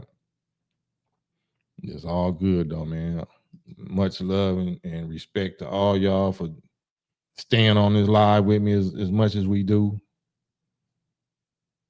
At least we getting something out of it. We gonna learn some, or we gonna learn how to look at things a certain different way that we wasn't looking at it before. And I'm not trying to take the credit for it because this is your thoughts. All I be doing is kind of trying to tune in and tap in to what I know y'all thinking or going through, and then try to verbalize it in my little rap way.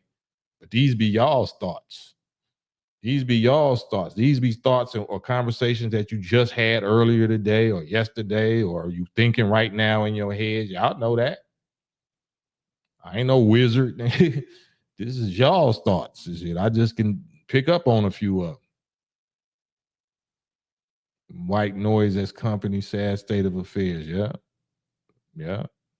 All kind of radiation, and you know what I'm saying? And we put our children in front of the computer or in front of the radio, in front of the television, all kind of, you know, pollution, electricity pollution. He said KP Raps put me to sleep. I just had to wake up. Cam, did you see the 2024 film Civil War? Yeah, I seen it. Yeah, I think it shows the precursor to American demise. Very well filmed. Yeah, I like the part where dude said, "What kind of American are you?" And niggas thought they was getting away, like, we American. Yeah, nigga, that ain't a pass. What kind of American? Oh, nigga, this ain't finna go well at all. Yeah, he just let the little Asian dude have it. Like, nigga, that shit don't work here no more. All them rules is out the window. You know what I'm saying? We talking about an orange man American. If you ain't orange or you know, if you ain't the right kind of American, then you the wrong kind of American. We finna put you in this little ditch. Right. Yeah, CMC's technique. Yep, I spoke on that earlier, maybe in the first hour. Yep, because I laid that as a backdrop of all these slanderers that always were accusing Elijah Muhammad or Minister Farrakhan or the Nation of Islam of being the ones that got rid of Malcolm, when it's all kind of receipts, you know, verbal, documented, that the Honorable Elijah Muhammad told all the FOI, hands off Malcolm. We don't have no right to put no hands on Malcolm. If anything gonna happen to him, Allah is gonna deal with him. So, and we've been following it up for decades. So yeah, if anybody that was claiming to be from the nation did that, you wasn't following Elijah Muhammad. Elijah Muhammad, when he was president, he demanded 1,000% obedience from us. You can't just do what you want to do thinking that you was, you know, doing his will or his bidding. No, he told us his will. 1,000%. You better hear and obey, especially on something that serious.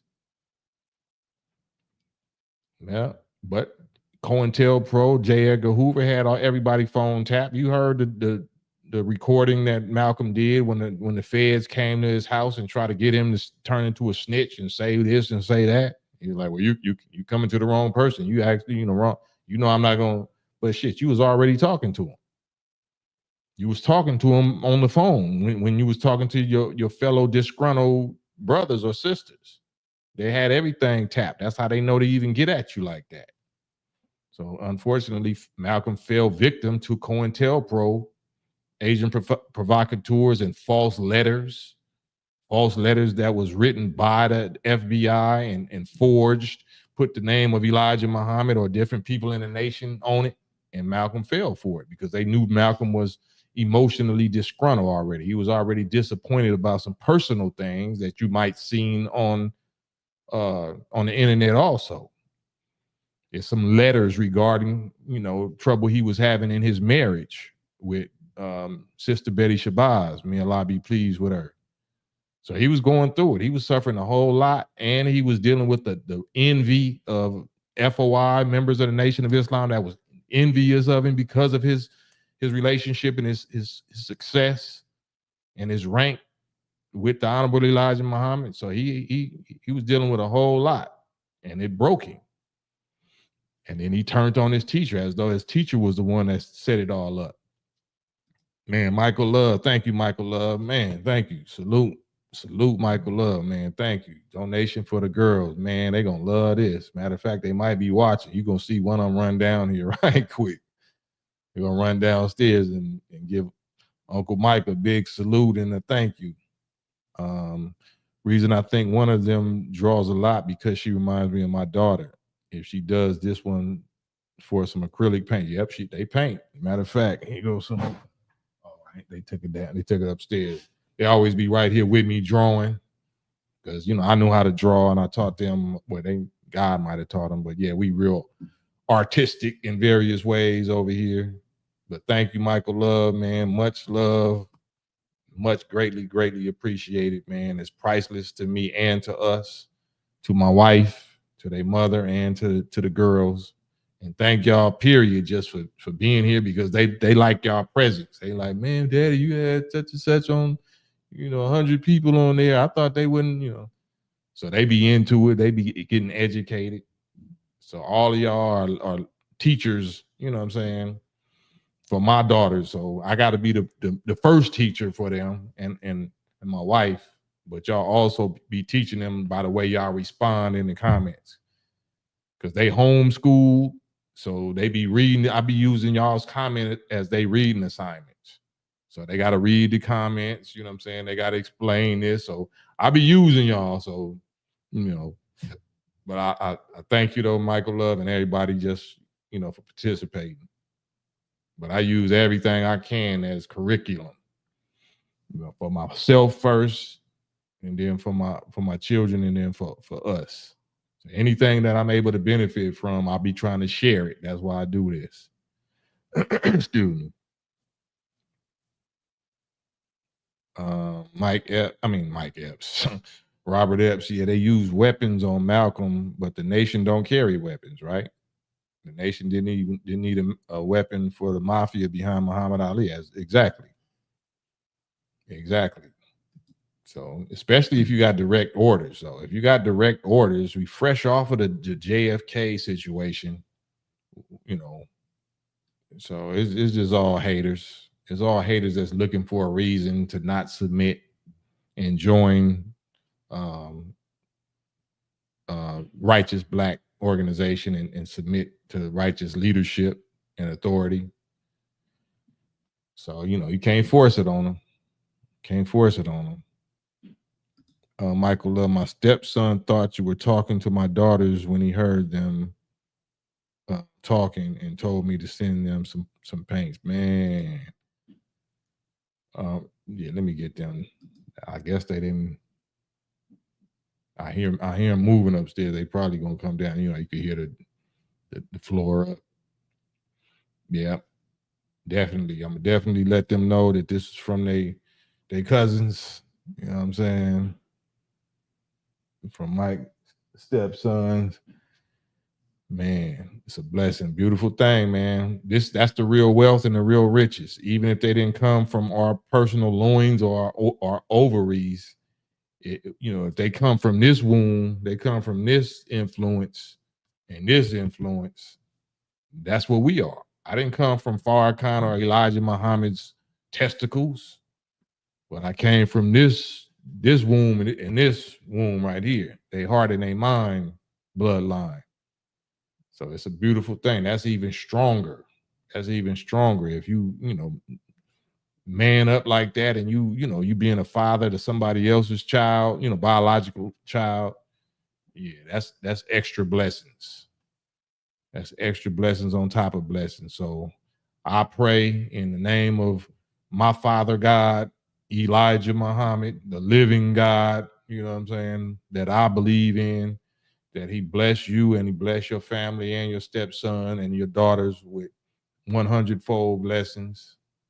And I'm not here on no religious stuff. You don't have to believe that. I'm just telling you what I'm doing verbally and in real time, because I know how to, return a favor also. I don't have to send it up to a God that you don't believe in. I know I know how to do it myself, but I'm just putting it out there for y'all to see, you know, what I'm verbalizing. So when you see the blessing do come back, you're gonna know it's real. Just going, you know, my God is real. He answers prayers for real. But you know, we'll see. I love putting stuff to the test like that. Tremel Davis, what's up? Salute, T Mac. I see you. Fred, Babylon the Great is one big party, so people don't want it to stop. Yeah, Kendrick say it's time to make the party die though.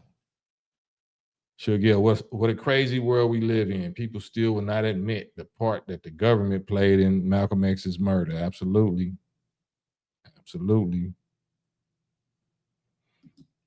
Yeah. And his own daughters. Like, why would you keep, you know, it just proves you get to smoke out the real haters. You get to smoke them out and expose them for the real haters and enviers that they are. Because if you got Malcolm X's whole family, his daughters, nobody would be more, you know, trying to expose the minister and the nation than his own daughters would. So shit, that's the main one now. His oldest daughter, you know, that's siding with the minister. Salute. Cote, thank you, Cote.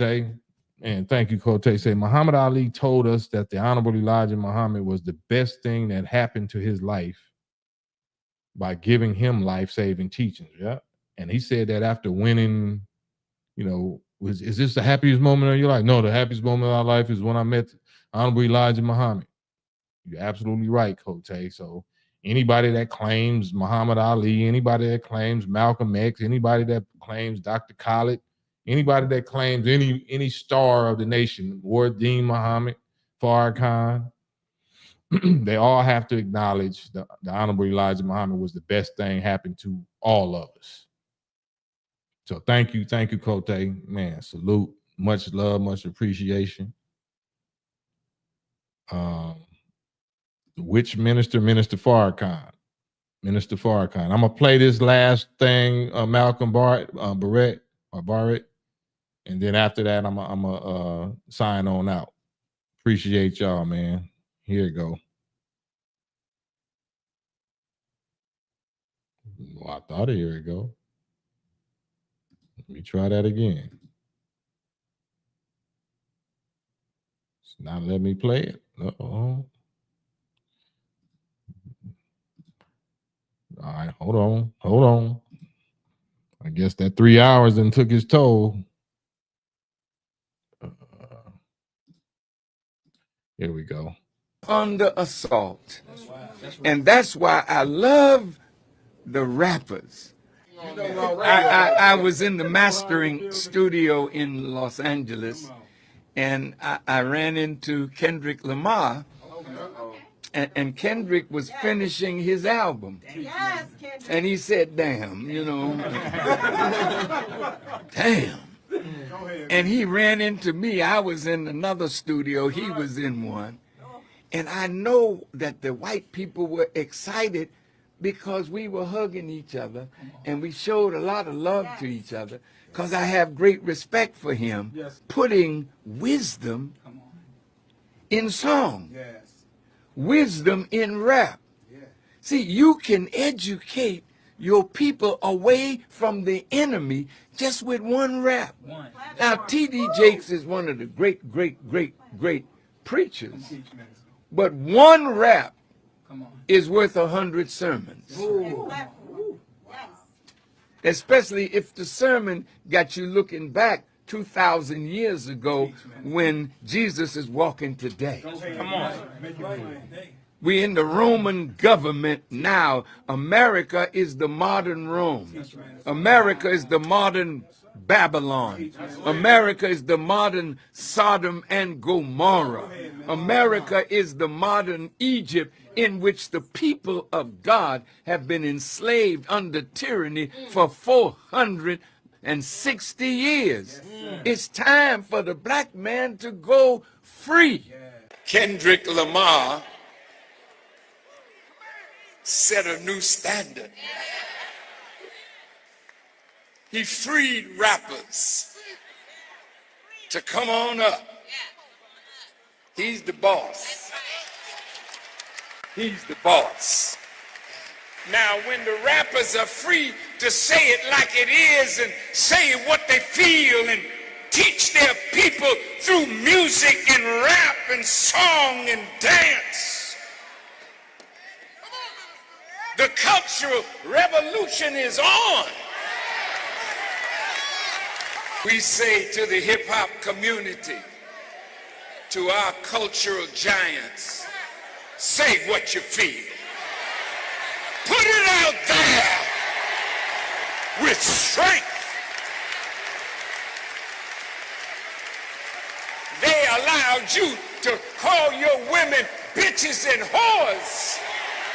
Now put it out there how you love your black self and you want to see black people free. We'll back you up.